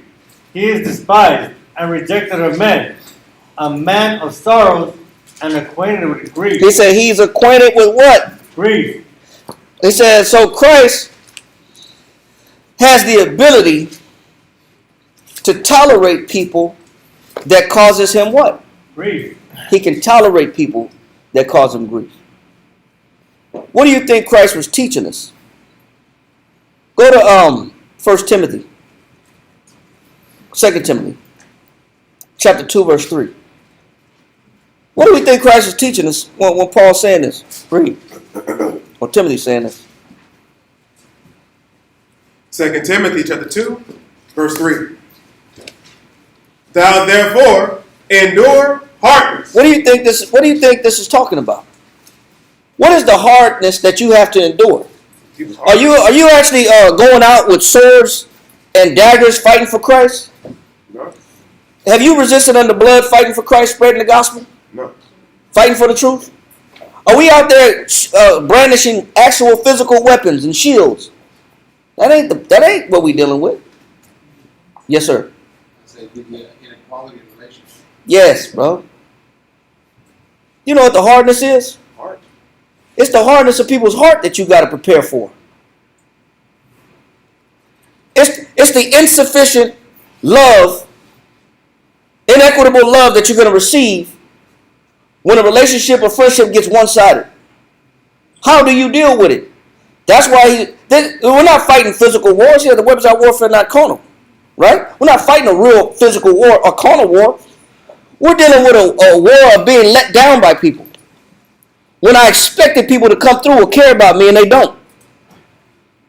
When I've done so much for people and got little in return, and I've exhausted myself for the sake of the relationship, or the sake of the friendship, or the sake of the bond. I did all this for the bond. Just to realize that I was the only one bound to the actual care and generosity of the relationship. Or it feels that way, at least. So what do? That's why Christ said what? Or the Bible says what? Thou therefore endure hardness. He says endure what? Endure hardness. For what? As a good soldier of Christ. So if you're a soldier of Christ, what are the statutes that you're going to have to hold on to? What are the attributes of Christ that you got to hold on to? One of the things that makes Christ stand out is that he's acquainted with grief. He's a man that acquainted with sorrows. He's familiar with people stabbing him in the back. He's comfortable with people being lopsided, being takers and not givers. He's familiar with people being phony or not loving him in return. He's familiar with it. And if we don't get familiar with it, that this exists in the nature of man, there will always hate man or grow hard in our hearts. We'll let what's not in other people turn our hearts cold. We'll let what the phony forms of charity and generosity and hospitality ruin us. Yes, sir. He's familiar because he didn't stop giving. No, he didn't. That's how you know he was able to tolerate it. He could tolerate it being in a situation where he's going to be used and abused. We don't tolerate that well. We turn cold. We let the coldness of others, or the abuse of others, the lack of care of others, ruin who we are in Christ. Yes, sir. Yeah, the majority of people that actually do those things, that hearts are hardened, it's because of how they got done. Sometimes. Or sometimes it's just in them. Yeah. Sometimes people just cruel. Sometimes man is just cruel. Cruelness sometimes is a learned behavior. But unless somebody do some deep analysis, some deep inventory of themselves, and identify where their cruelness comes from, who knows if you're going to ever get to that point with that person where they can go back and backtrack and identify and resolve the source and root of their cruelty. You don't even know if you got that amount of time. Or do you really want to wait for somebody to have to go to that level of thinking back on what it is that makes them hateful? Sometimes you got to protect yourself. You got to retain your positivity. You got to retain your positivity even when people are not being positive with you. You can't let your love and your desire to love and your charity take away your ability to be generous and kind to other people. The problem is, if you don't learn how to be a good soldier of Christ and learn how to endure when people stab you in the back, endure when people bring sorrow to you, to the table, and you've been nothing but kind to them. You've been nothing but good to this person, and you've gotten evil in return. You got to be okay with that, because Christ was acquainted with grief. He was familiar with it. He was comfortable with the fact that people were going to use him, lie on him, take him for granted, abuse him. We're the ones that's so shocked and marveled and so distraught when things go bad in a friendship or a bond. It's almost like you got to keep giving regardless of the ill nature and the cruelty of man. And that, when I say man, I'm talking about man and woman, because both of them are cruel. Regardless of how other people deal with you, you have to be okay with being kind anyway, affectionate anyway, giving anyway. Because if not, you're going to turn cold, and you'll harden your heart. And that's why, read, who had Deuteronomy 15? Read verse 8. Deuteronomy chapter 15 and verse 8. It says, "But thou shalt open thine hand wide unto him." Why? Because a soldier of Christ can keep tolerating sorrow. A soldier of Christ can keep tolerating grief. A soldier of Christ can keep tolerating giving with no expectation in return. That's the hardness that you got to endure. You got to endure people, man. People are cruel. People are selfish. People take you for granted. And you can't let it ruin you. Yes, sir. DMX, DMX was not only a rapper, he was a poet. And he has this one poem called "Always Trust Everyone to Be Themselves." You ought to check it out. It's the very question. Answering the very question about this subject matter we're going over. You know why DMX bark all the time in every song? Because he said dogs are more loyal than humans. That's why he had his dog with him on the block. When he was in the streets of New York, he had his dog in the car with him. He had his dog on the stoop with him. He had his dog with him everywhere he went. Yeah. He said because dogs are more loyal than man. And they behave better too. Yeah, That's but- what I always tell my wife, like, Well, dogs behave better than people do. yeah, She didn't believe that. you know what? But you know what? People carry animal tendencies, animal-like tendencies. Alpha pack. But it's a shame when a dog has to be more trustworthy than an actual person. Yeah. So what does that mean? That means that in order to be like Christ, in order for us to learn what Christ has to give us, he could teach us a valuable lesson in giving and friendship. Right. Where you could keep giving, you could still keep loving, and it doesn't matter what you get in return. I can remove the expectation from off people. I'm not dependent upon you to make me happy or to bring me joy. If you do, that's fine. The relationship will work even better. If you don't, it doesn't matter. I'm going to still keep loving. I'm going to still be generous. I'm going to still be kind. That's the real work. I'm going to prove, hold on. I'm going to prove that it's the real work. Go to Matthew chapter 5, verse 42. I'm going to prove that that's the real work.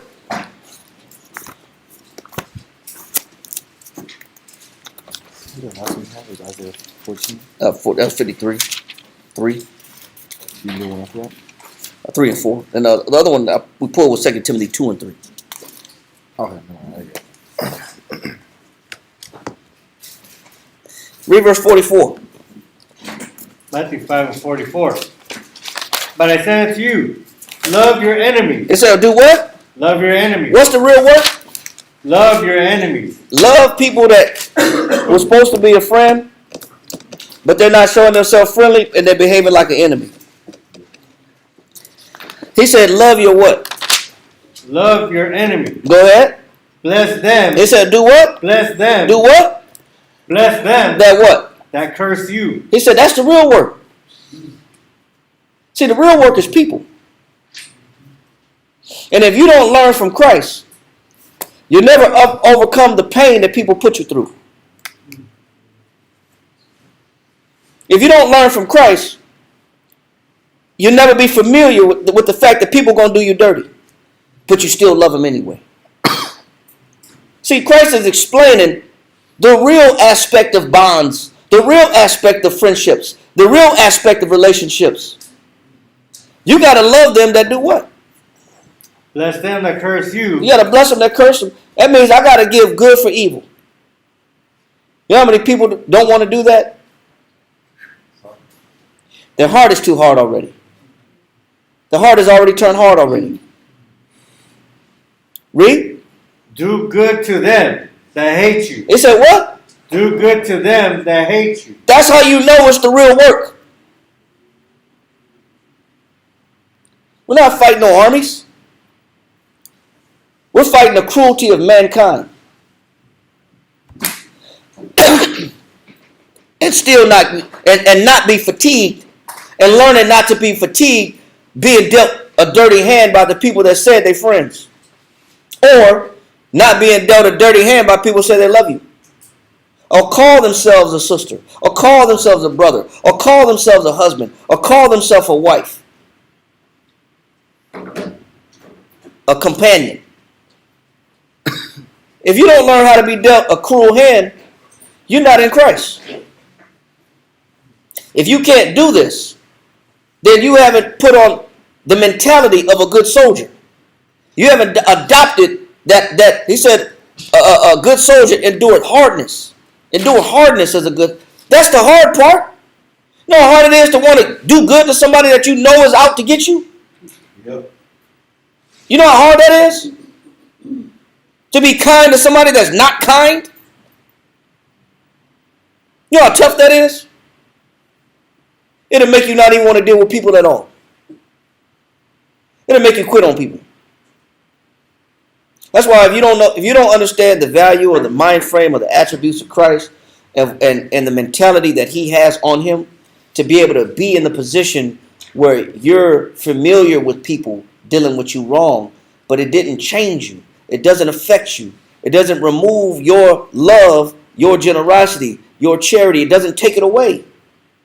People will take it away through their illness, through the ill, malicious magnitude of man.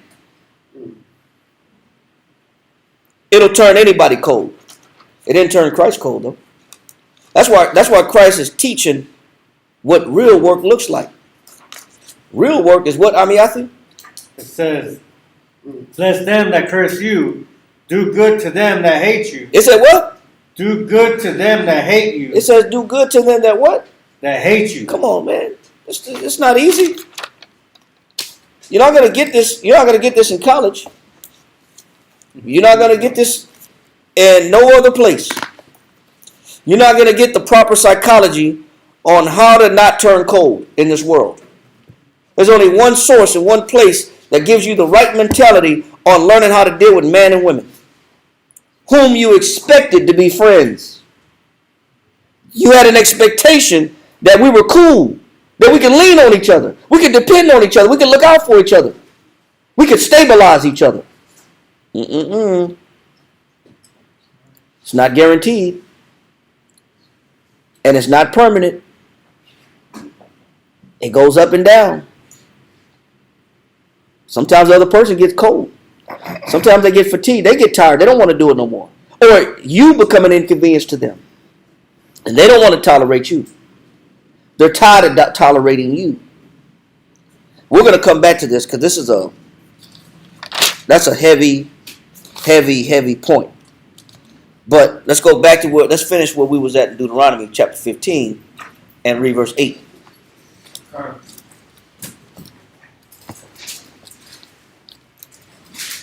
Deuteronomy chapter 15 and verse 8. But thou shalt open thine hand wide unto him. So what does the Bible say? Don't harden your heart. The minute I harden my heart, I'm going to withdraw myself. I'm going to hold back from people. I'm letting people affect my generosity. I'm letting people affect my ability to give, my ability to love, extend, help. I'll start withdrawing myself. Read. God. But thou shalt open thine hand wide unto him, and shalt surely lend him sufficient for his need. It says, and surely lend him what? Sufficient for his need. We'll give, but we'll give in what? We'll give in measurement. We'll help somebody, but we're not going to go all the way out for somebody. I mean, I will help you, but I'll pinch it and I'll pinch it out of my hand and crumble it in your hand. I'm gonna measure it real fine. How much you need? Let me see what I got. I got all of what you need in my hand, but I'm a proportionate. Yeah. I'm gonna just give you this right here. Hit me back next week. I'll give you the rest of it next week. Some of it is so small it doesn't really let you know. But you can't. But at least I did something though. Yeah. I did something. So you can't say I didn't do nothing. I did do something for you. Yeah, but did you satisfy the whole need when you had the opportunity? No. When people's heart turn cold, that means they'll give you a proportion of their sentiment. They'll give you a proportion of joy, a proportion of happiness. Yes, sir. Definition of employment. What you got? Con. What you got? It says Nagar. No. Yes. Go ahead. Con. It says Nagar. It says one who spends grudgingly. He said one who spends what? Grudgingly. And so will they do it with joy? Wow. He said they spend what? It says grudgingly. Go ahead. To stint. To supply sparingly. It says to supply what? To supply sparingly. So then what if your heart gets hard, you become a what? You become a niggard. Oh, That means I won't give you everything that you need. Yes, sir. you pulled a scripture earlier talking about how we harden our hearts toward our poor brother. Yeah. That means if you harden your heart, you turn a blind eye to the needs of people. Yes. Because if you can recognize a person as poor, that means you have a readiness to see what someone's in need of. You have the ability. You have the ability You to have the see. ability to do it. But if you harden your heart, you can't see what that person is in need of. No, I refuse to see. That's right. You turn a blind eye I to what they're in need of. I refuse because even in a relationship, a husband usually knows what his wife needs, and a wife usually knows what a husband needs. Yeah. But I refuse to give it. I know what you need, but I refuse to give it because I don't feel like it's being fair. Right. I don't feel like the estate of the relationship is fair. So I deliberately hold out on you. I deliberately hold out on you. Because yes, sir. No, I'm saying, you refuse to care for them. Right. Do you like you do? Like you do me. Mm-hmm. And that due benevolence is not there. That you know what benevolence is? It just means goodwill. That means people hold out their goodwill, especially when they see some inequality. The minute I see inequality, I have goodwill to give, but I'm not going to give it. I'm going to hold out.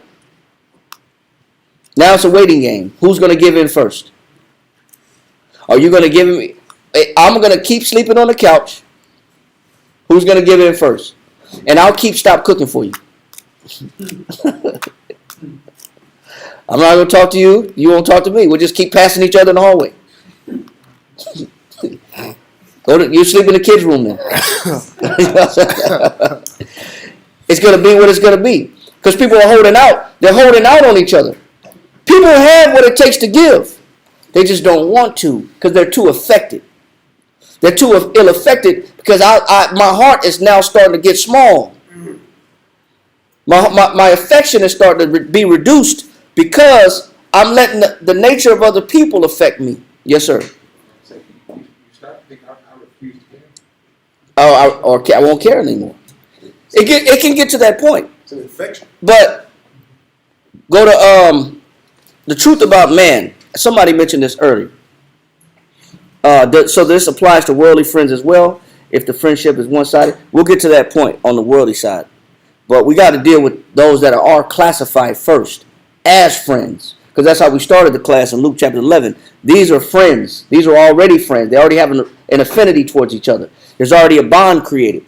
So we're dealing with bonds first, and the people that you should have bonds with, the people that are already that you have a relationship with, how to deal with them, because it's one thing to deal with an outsider, but you don't expect to be dealt wrong with somebody that you have already assumed to be in a relationship with, or you've already said, you know what, I'm in it for life. You don't expect evil for that person. Man, I expect the best from this, and they should expect the best from me. But the truth of it is, it don't work like that. Let's read that Deuteronomy chapter 15, verse 11. Deuteronomy chapter 15 and verse 11. For the poor shall never cease out of the land. Therefore, it says there will always be people in need. Read on. It says, therefore, I command thee, saying, thou shalt open thine hand. To who? Wide unto thy brother. Why unto who? Unto thy brother. Are we dealing with strangers right now? To thy brother. Who are we dealing with right now? Open your hand wide unto thy brother. These are people that you should want to do good for. That you got a relationship with. It's the assistance is mutual. There's supposed to be equality. This is talking about people that's in your inner circle. Read on. To thy poor and to thy needy in thy land. Read. And if thy brother, an Hebrew man. That's why he get more specific. He said, if thy brother, who's your brother? An Hebrew man. He even get more specific. A Hebrew man, not a stranger. A Hebrew man. Go ahead. Or an Hebrew woman. Or a Hebrew woman.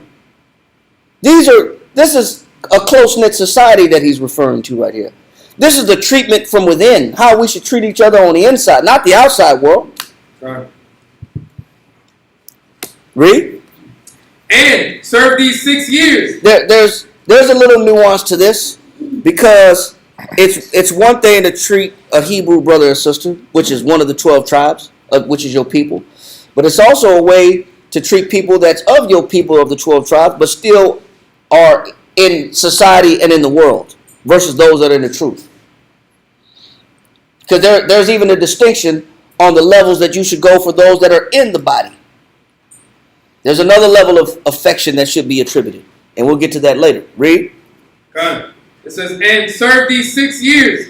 Then in the 7th year, thou shalt let him go. It says, from thee. It says, now if this is a Hebrew and somebody has served you to pay off a debt, he says in the 7th year you're supposed to do what? Let him go free. It says you're supposed to let him go free, meaning that debt is paid. But there has to be a law. There has to be a law put in place, because even when somebody owes me a debt, what don't I want to do? Give again. I don't want to let him go. Oh, okay. I want to hold that debt over your head forever. I want to make it sound like you owe me forever.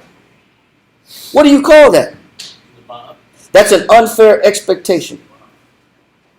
That's an unfair expectation for the fact that I'm going to hold a debt over your head forever.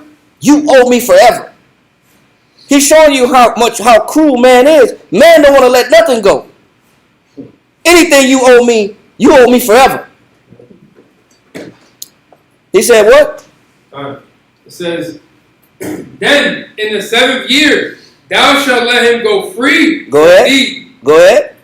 And when thou sendest him out free from thee, go ahead. Thou shalt not let him go away empty. Now this person that worked 6 years straight to pay off the debt, and when they leave your presence, they have nothing to show for. You know why the courts of law have to intervene? Because you could be in a 10-year relationship, and that other person's heart has gotten so hard.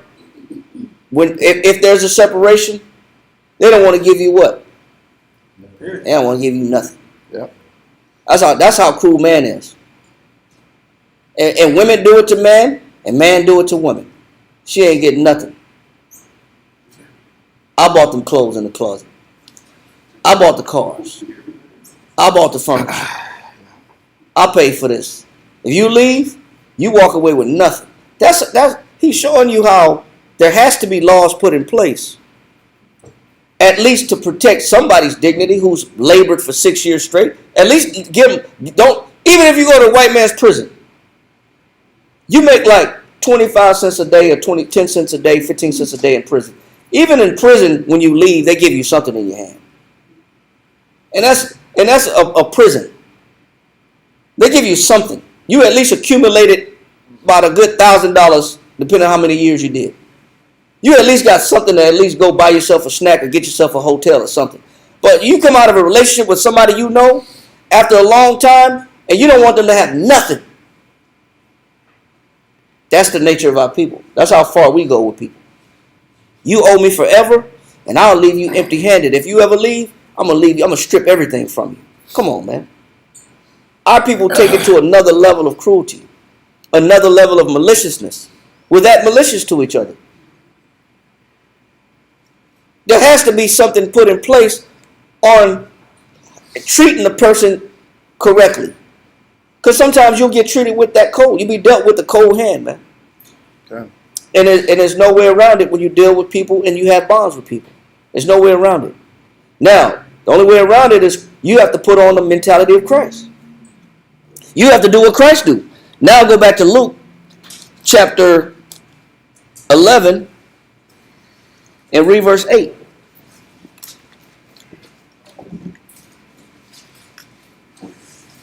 Luke 11 and 8. I say unto you, though he will not rise and give him, because he is his friend. Stop.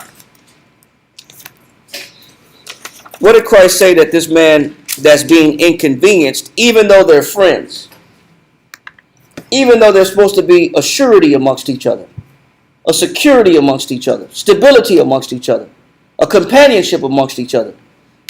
He said, even though he won't rise and give it to him, because of what? It says, because he is his friend, yet because of his importunity. He says, in this case, Christ is showing something that we should pay attention to. He's saying that it's really sad that this man won't give it to him because he's his friend. What is he saying?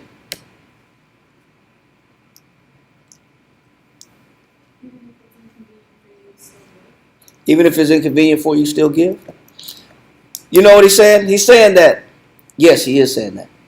But he's saying that the reason why this man in this house that was sleeping in his bed with his kids, that didn't want to unlock the door, that didn't want to give him the bread for his friends, it wasn't even for the friendship. It wasn't because he gave him the bread, but it wasn't because of the friendship.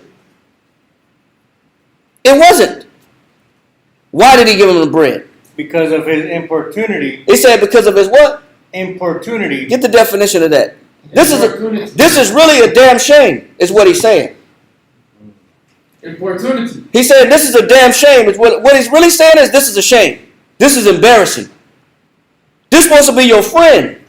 These supposed to be your people.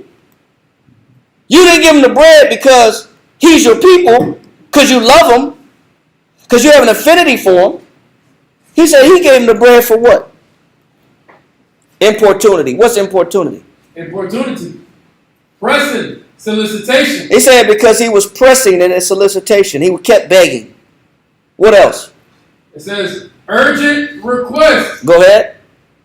Application for a claim or favor. Go ahead. Which is urged with troublesome frequency. He says it was urged by what? With troublesome frequency. Did he give him the bread because they were friends?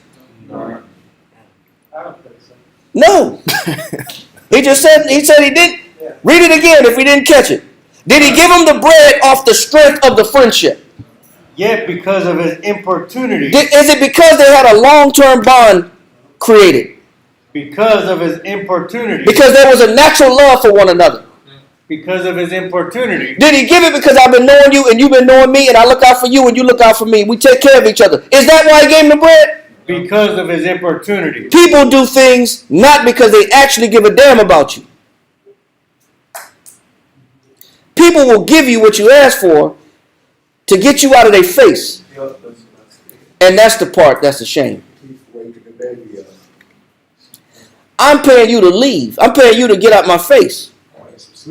I'm paying you to stop troubling me. You're bothering me. I will pay you the bread for some peace of mind. What he's showing you is how much people's comfort actually mean to them.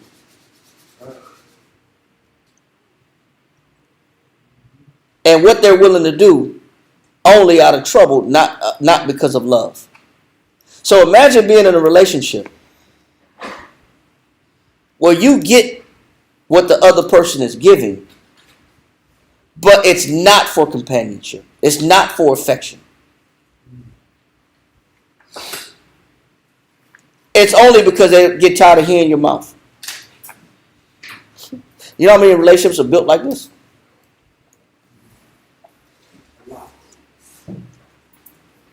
Damn. You keep. Reminds me almost of how what kind of friends are we with God?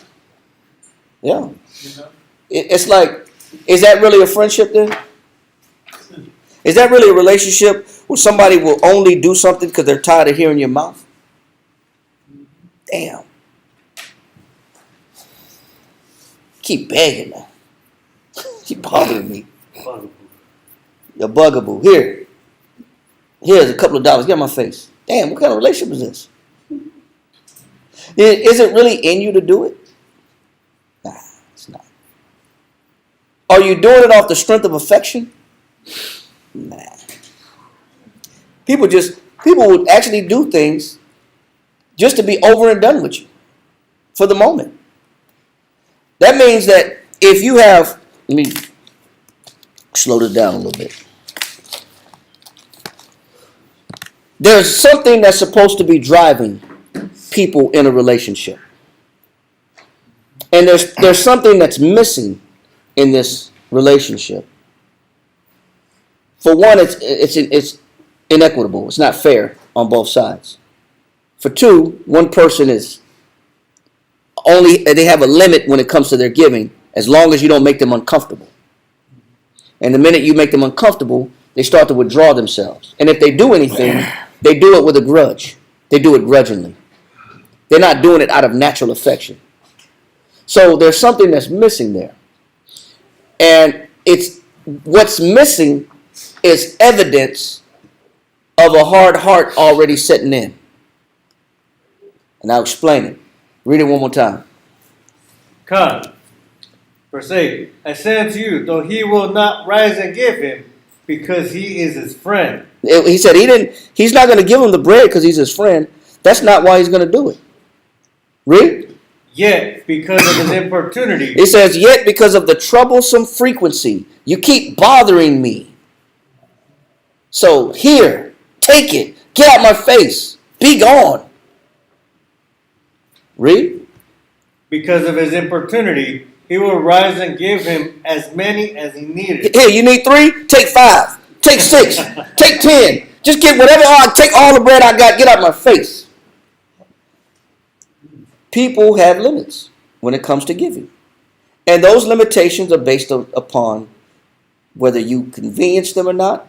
It's based upon their comfort level. As long as you're making somebody feel comfortable, they'll be easier and more affectionate. But the minute when people become uncomfortable, you really don't know what you got until you make somebody whom you expect to do you right, until you make them uncomfortable. You really don't know what you have. You really don't know the strength of the relationship. You prove it.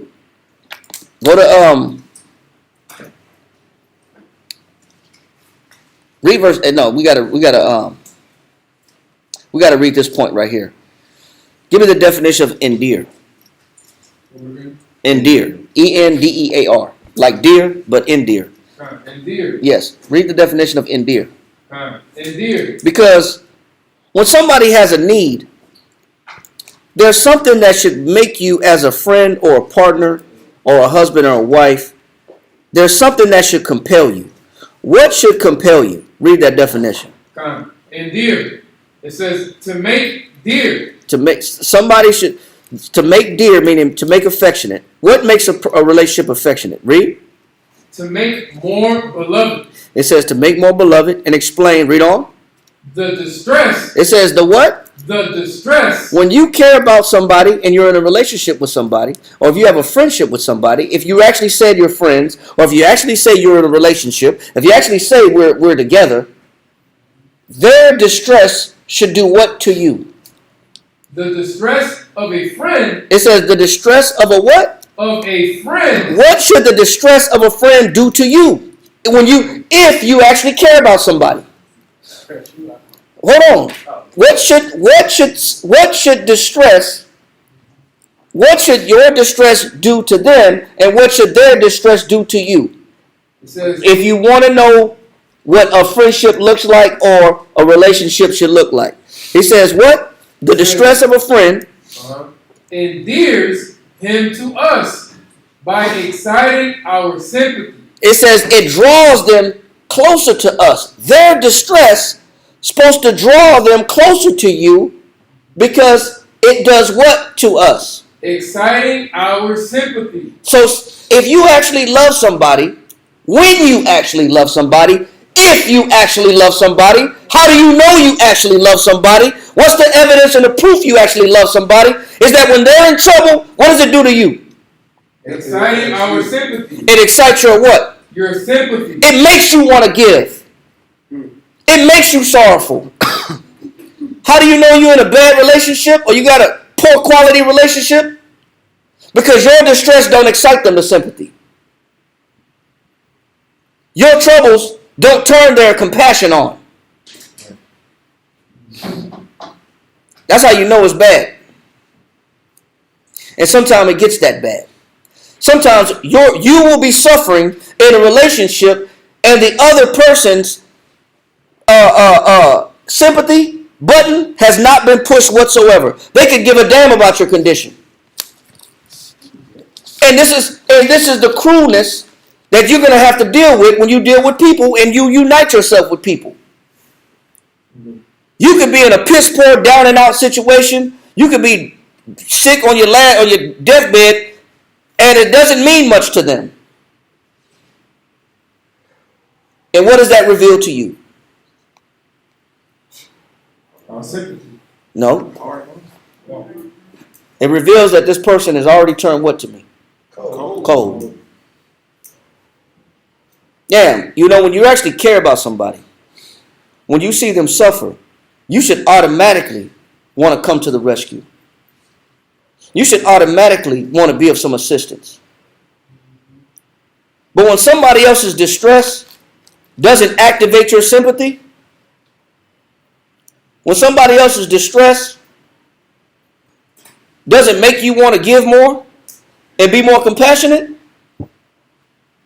you kind of understand now how much you're worth. And that reality sometimes is painful. Because you know what the truth of it is? You don't really know where you are with people until that time. Go to Ecclesiastes chapter 37, verse 1.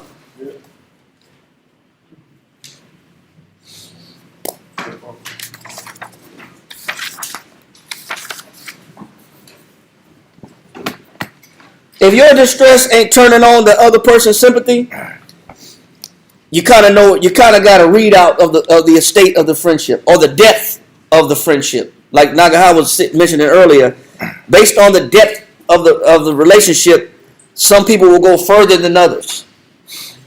Well, you kind of know where you are with someone if your distresses don't turn on and activate their sympathy, and they don't really feel nothing for you, even when you're in a bad position. They don't really feel nothing. They're unaffected by your distress. That's when people start scratching their head like, man, what's What have I been in? What have I gotten myself into? What kind of relationship is this? What kind of friendship is this? Who am I with? Man. Yeah. Start asking him questions. Read that. Ecclesiastes chapter 37 and verse 1 reads, every friend saith, I am his friend also. Everybody say what? I am his friend also. But there is a friend, which is only a friend in name. It says, when is it a friendship only in name? When your distress doesn't excite their sympathy. Then you might have the title that you're in a relationship. You might have the title that you're in a friendship. You might have the title that you're in a marriage. But that doesn't mean that you're reaping the benefits of what it means to be in a friendship. It doesn't mean that you're guaranteed the love that you feel like you deserve. That should be amiable in a relationship. That should go both ways. That means when I'm in a predicament and this person has little care to assist me coming out of this predicament, and neither are they showing any empathy or sympathy regarding that predicament that I'm in, or desire to aid me in this situation, or provide me any comfort in this situation, then I kind of know what I'm dealing with. But does that mean you stop loving? No.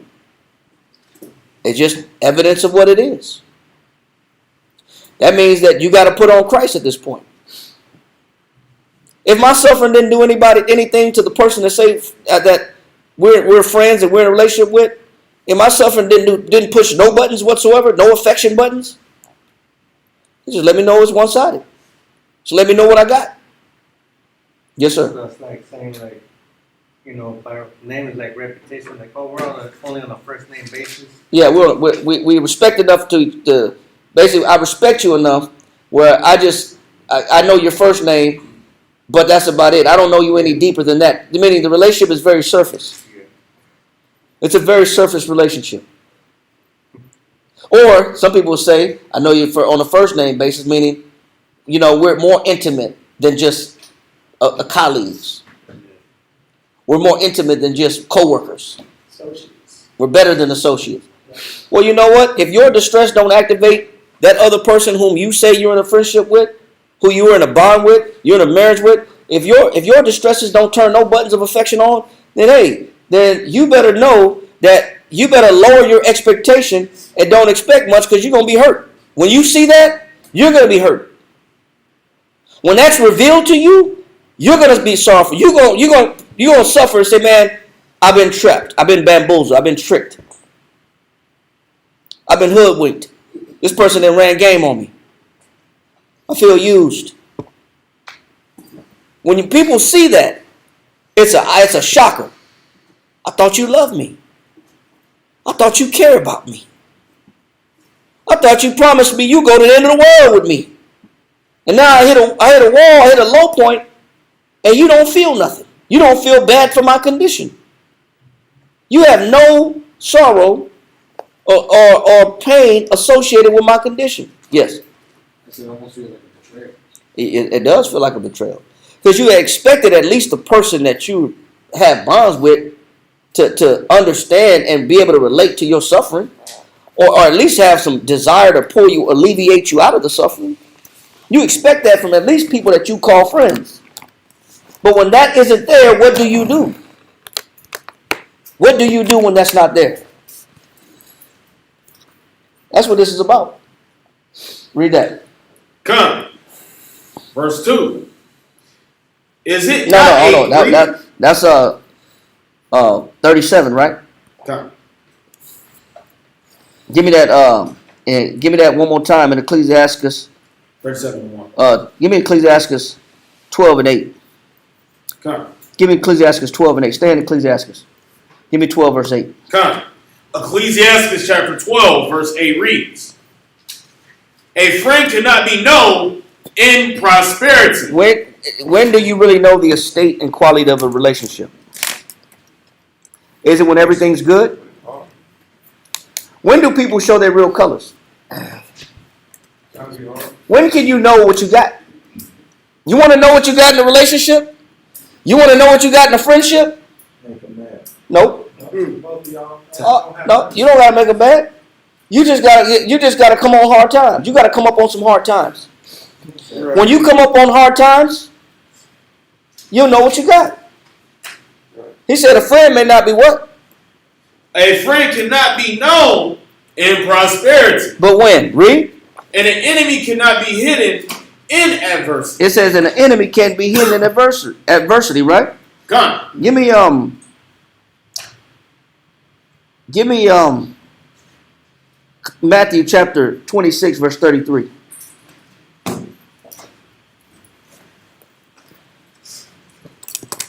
Give me Matthew chapter 26 verse 33. Matthew chapter 26, verse 33. That's why I say you got to put on Christ. Read that. Peter answered and said unto him, though all men shall be offended because of thee, What Peter say? though all men shall be offended because of thee, He said, Peter told Christ, it don't matter if everybody in the world is offended because of you. He said all men. Read. yet will I never be offended. He said, Peter said what? Yet will I never be offended. Peter told Christ, I'll never defraud you. I'll never turn my back on you. I'll never leave you hanging. This is what Peter told Christ. I will never leave you hanging. Never. Even if everybody in the world leave you hanging, I'm not going to leave you hanging. Read.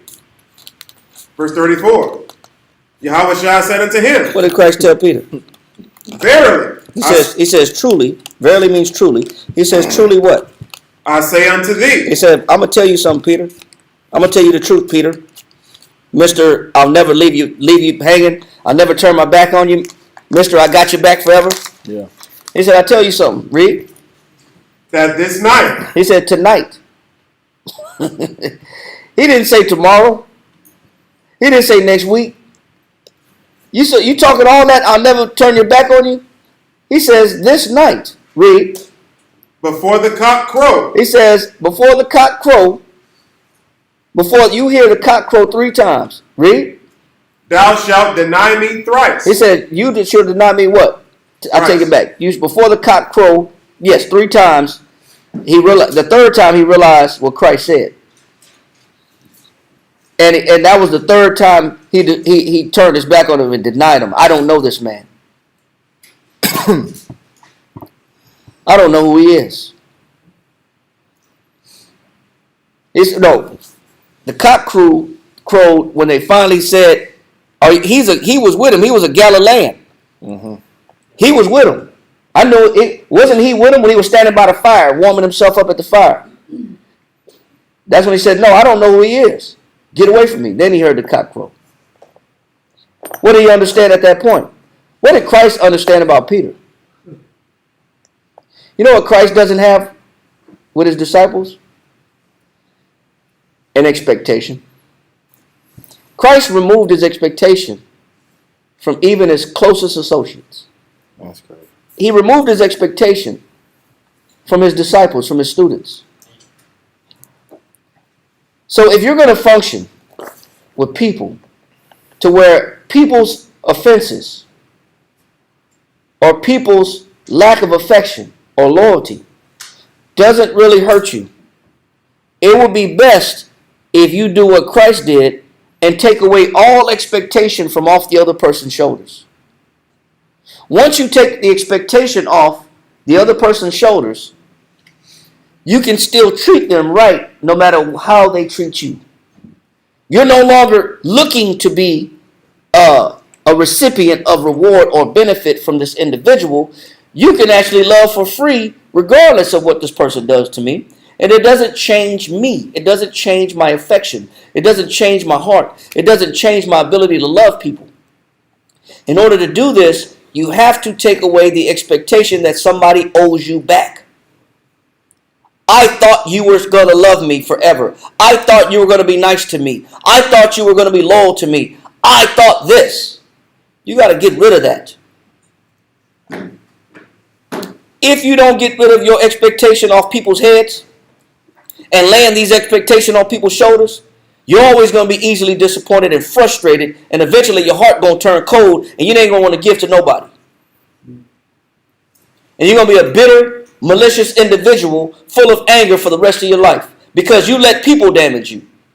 Well, stop letting people damage you and remove the expectation off people that people are supposed to owe you something. That's why even when people are proclaiming, like Peter, he's proclaiming obedience to Christ. He's proclaiming loyalty to Christ. But what did Christ come back and let him know? Hey, listen, man, this night before the cock crow, you're going to deny me 3 times, man. You talk big. You talk loyal. You talk love. You talk this connection and this bond. But the truth is, you really can't live up to it. But I'm okay with that. You can't live up to your promises. You can't fulfill them. But Christ is okay with that. So guess what you got to do? You got to be okay that people cannot fulfill their promises to you. And then, once you remove that expectation from people, you'll be able to love them for free no matter what they do. Yes? I was going to say, and you know what's crazy? It's because we are fully capable of doing that. So we can do it for our children without a problem. Sometimes. If we- Some of us would. Some. Unfortunately. There's cold parents too. There's cold parents.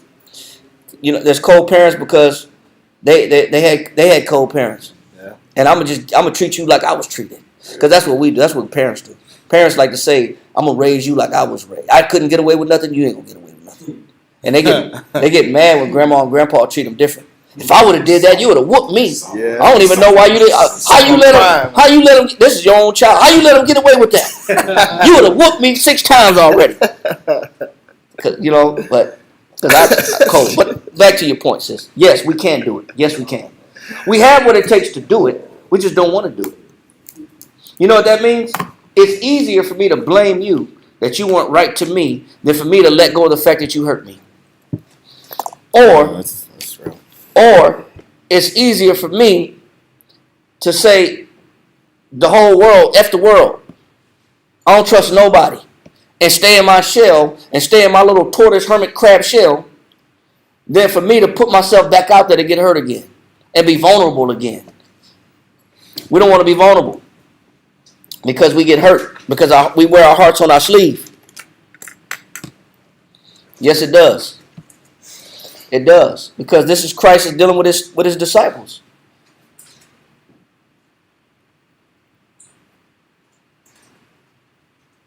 Who's this? Okay, no problem, bro. Yes, sir. I guess that's where we could get offended at Christ because he tells us to put ourselves in that position. Yeah, we have a hard time adopting his mentality.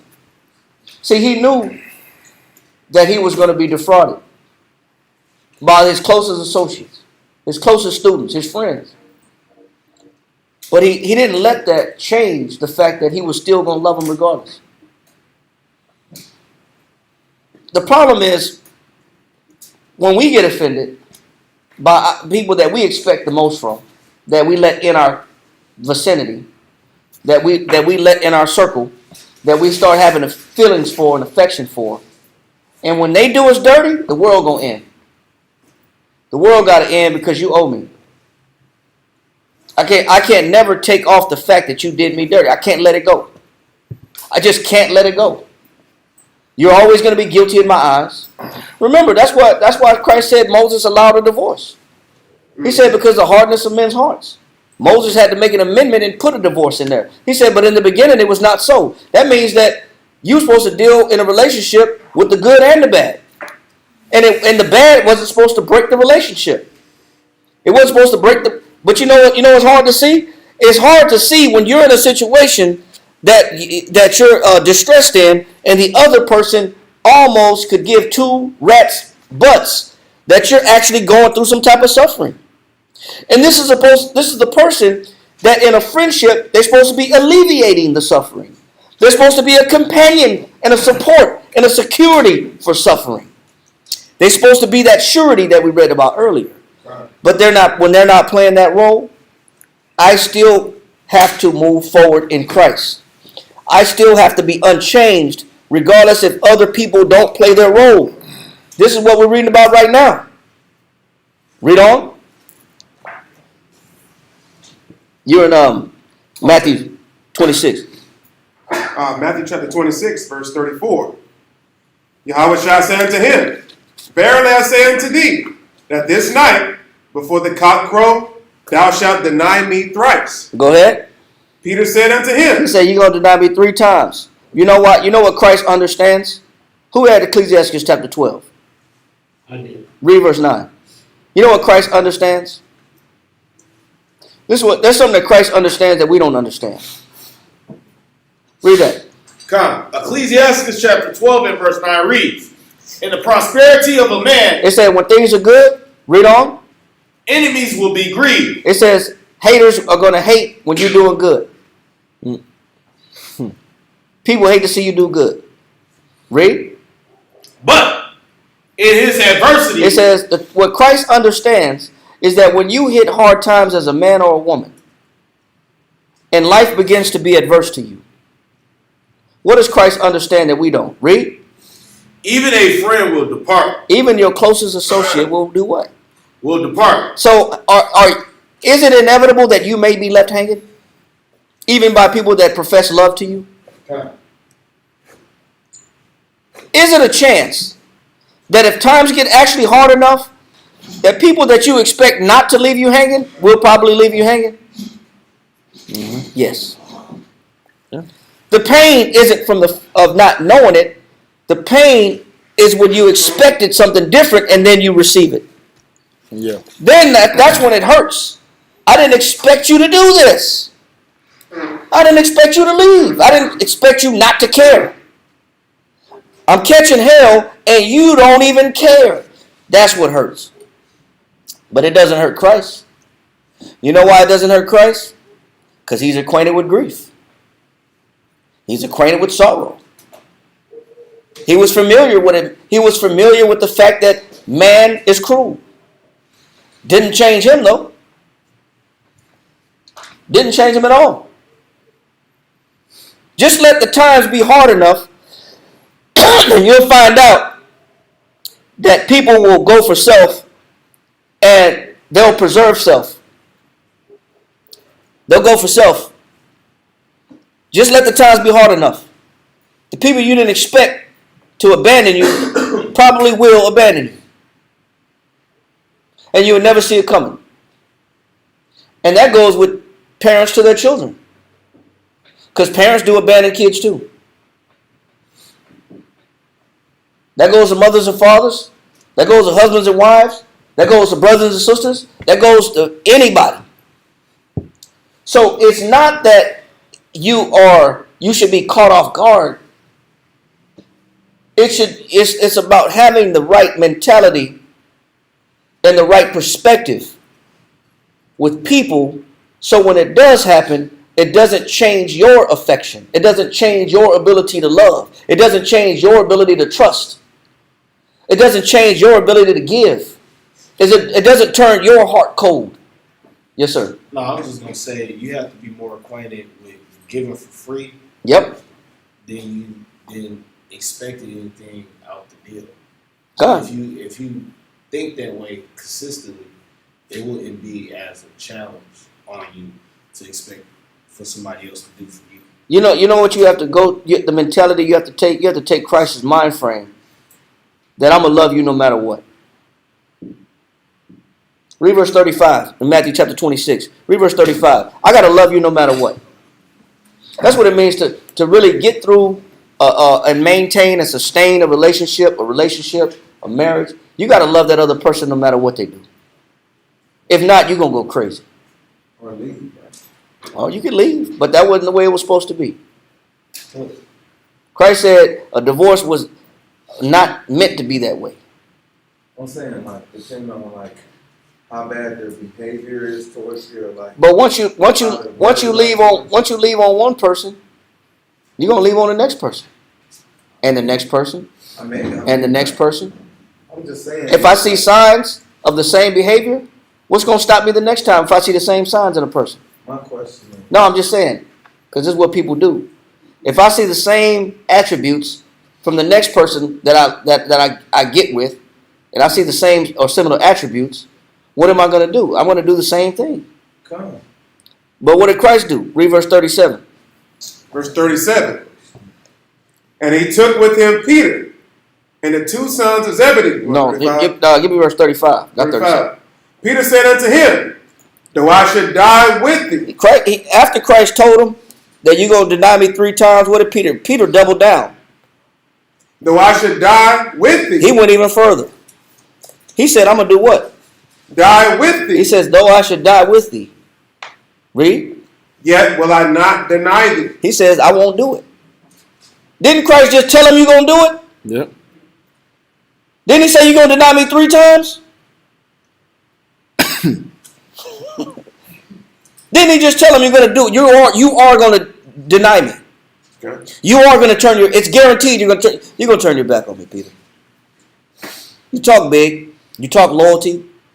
You talk affinity.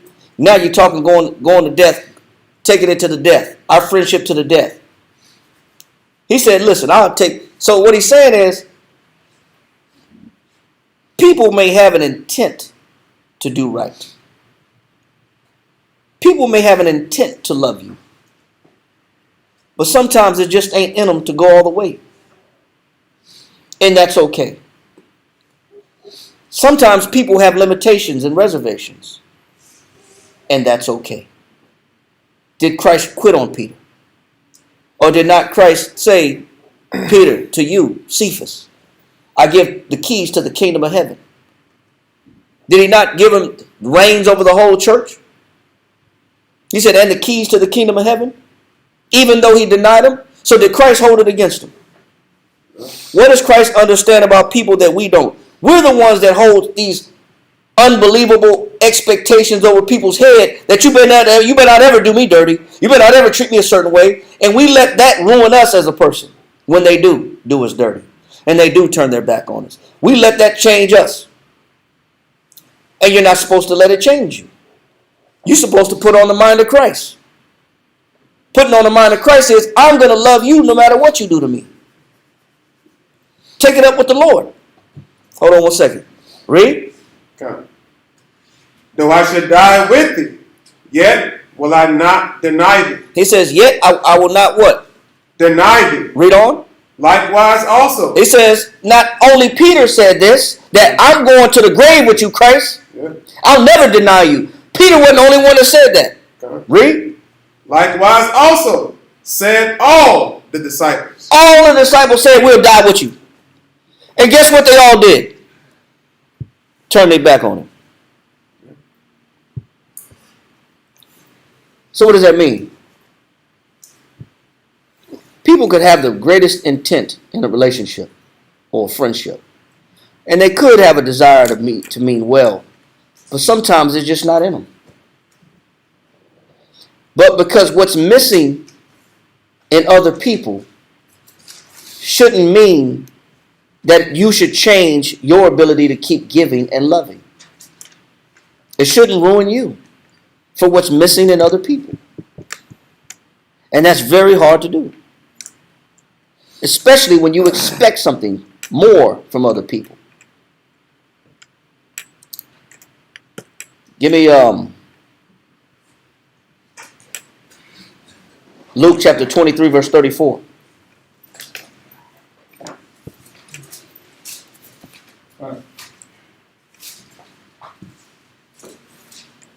Luke chapter 23 and verse 24.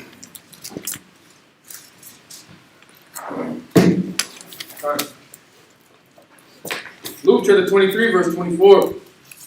And Pilate gave sentence that it should be as they required. Luke chapter 23 verse 34. Oh, 34. 34. Then said Yahushua. He said, then said Yahushua, read. Father, forgive them. What did Christ say? Father, forgive them. Why? For they know not what they do. He said, what did Christ chalk it up as? Ignorance. When people don't know how to love you back. They don't know what they do. What does that mean? Christ chalked it up as what? Remember, all the disciples said, we'll die for you. We'll never deny you. Peter wasn't the only one that said that. What did Christ chalk it up as? How did he quantify people's inability to love you back for the love that you do for them? He didn't hold it against them. He didn't hold it against them. He just said it was what? It's ignorance. Ignorance is they don't know no better. So guess what you have to understand when you're in a relationship? They don't know no better. They don't know no better. Guess what you have to understand when you have a friendship and you get done dirty in this friendship? When you didn't expect that your distress didn't signal any sympathy from that other person. It actually didn't mean anything from that other person. What should you understand? They just don't know no better. Because you know what the truth of it is? When we're in distress, it activates something in the Most High. Go to Exodus chapter 12. Sorry, go to Exodus chapter 3, verse 7. And somebody give me Matthew chapter 9, verse 36. And the next brother give me Deuteronomy chapter 31, verse 6. And we'll end it there.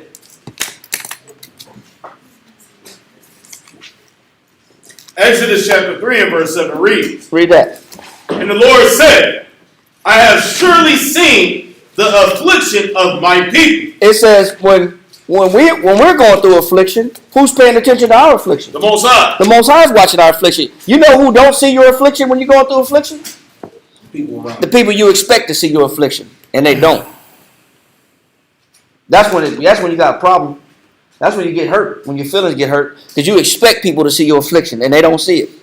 And how you got to chalk it up? They don't know no better. They just don't get it. They don't understand. I'm gonna love them anyway. You have to have this mentality to not go crazy with people, or be ill affected by people. Read on. And the Lord said, I have surely seen the affliction of my people which are in Egypt. Read. And have heard their cry. It said, and I heard their what? Their cry. The Most High hears what? Their cry. The Most High hears our cries. People don't hear your cries, but the Most High does. That's why you have to have more faith in the Most High than you do in people. You have to put more emphasis in your relationship with the Father than you'd have with people. And you won't be so affected by people. You won't be so disappointed by people. Because people don't know no better. That's what Christ said. Forgive them, Father, for they know not what they do. Go to Matthew chapter 9, verse 36. Matthew chapter 9, verse 36. But when he saw the multitude. When Christ saw the multitude following him and they was hungry, he saw their distress. What did they do to Christ? What did other people's distress do to Christ? Read. He was moved with compassion. What did other people's suffering that was following Christ do to Christ? He was moved with compassion. So the Most High hears cries and he comes through in your distress. Christ hears cries and he's moved with compassion. Who is not moved with compassion when you go through suffering? People. You got to cut that off. So what he's showing is we're disappointed.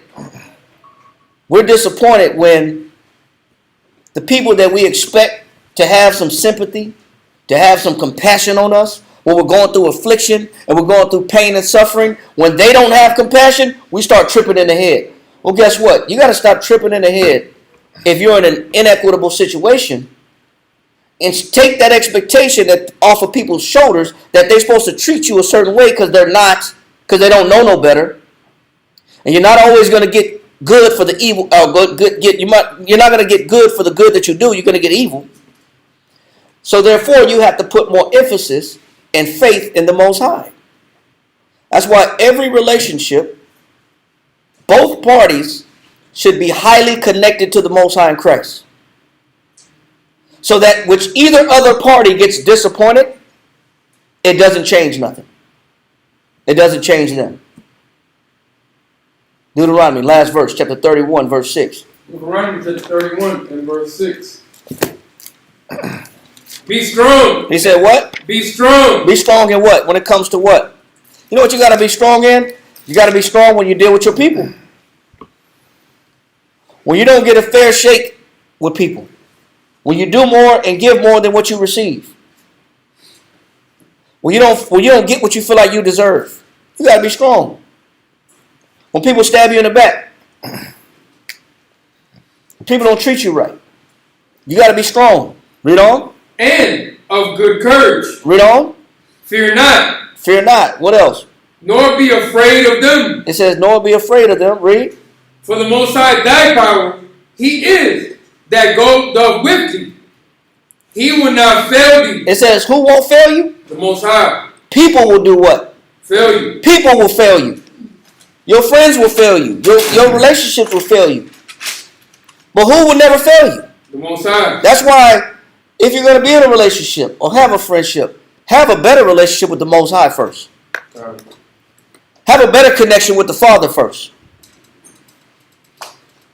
That's why we tell people that get in relationships, leave each other alone and put the emphasis on the Most High. Get a relationship with the Most High. Because soon as the other person, soon as you get defrauded or get dealt with wrong by the other person, you don't believe in anything anymore. You don't believe or trust nobody anymore. You don't believe in the Bible no more. You don't believe in God anymore. That's why we tell people, learn the Most High in Christ before you get into a relationship with people. Because at least when you get done dirty, you at least know there's one person that will never fail you. That's who? The Most High. That's the Most High. That means if I'm distraught, that means I put too much expectation on people to do me right. We got to leave. We got to take that expectation off. And put our happiness in other people's hands. You're supposed to make me happy. No, the Most High is supposed to make you happy. Your happiness got to be in the Most High, not people. Because people will disappoint. People will be unfair. He said the Most High won't do what? Fail you. What else? Nor forsake thee. And the Most High said what? I won't forsake you. Friends will forsake you. A relationship you will be forsaken. But with the Most High in Christ, ain't no forsaking. There's no failing you. That's why you got to lay off people. When I say lay off people, I'm talking about the expectations you have on people. We have to do this. Because we leave our sanity in the treatment of other people's hands. We leave our sanity based upon whether somebody treat me right or not. We leave our heart, whether we want to trust again, in somebody else's hands. Stop leaving your sanity in other people's hands and just love them for free.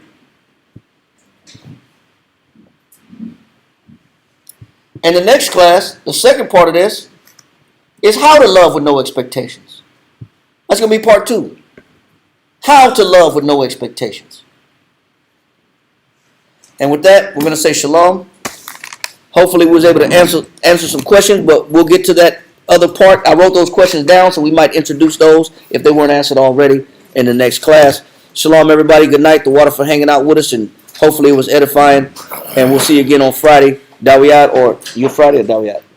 Probably you was last Friday, right? So probably Dawiyat will be back again on Friday. All right, shalom, Israel. Have a good night. Shalom.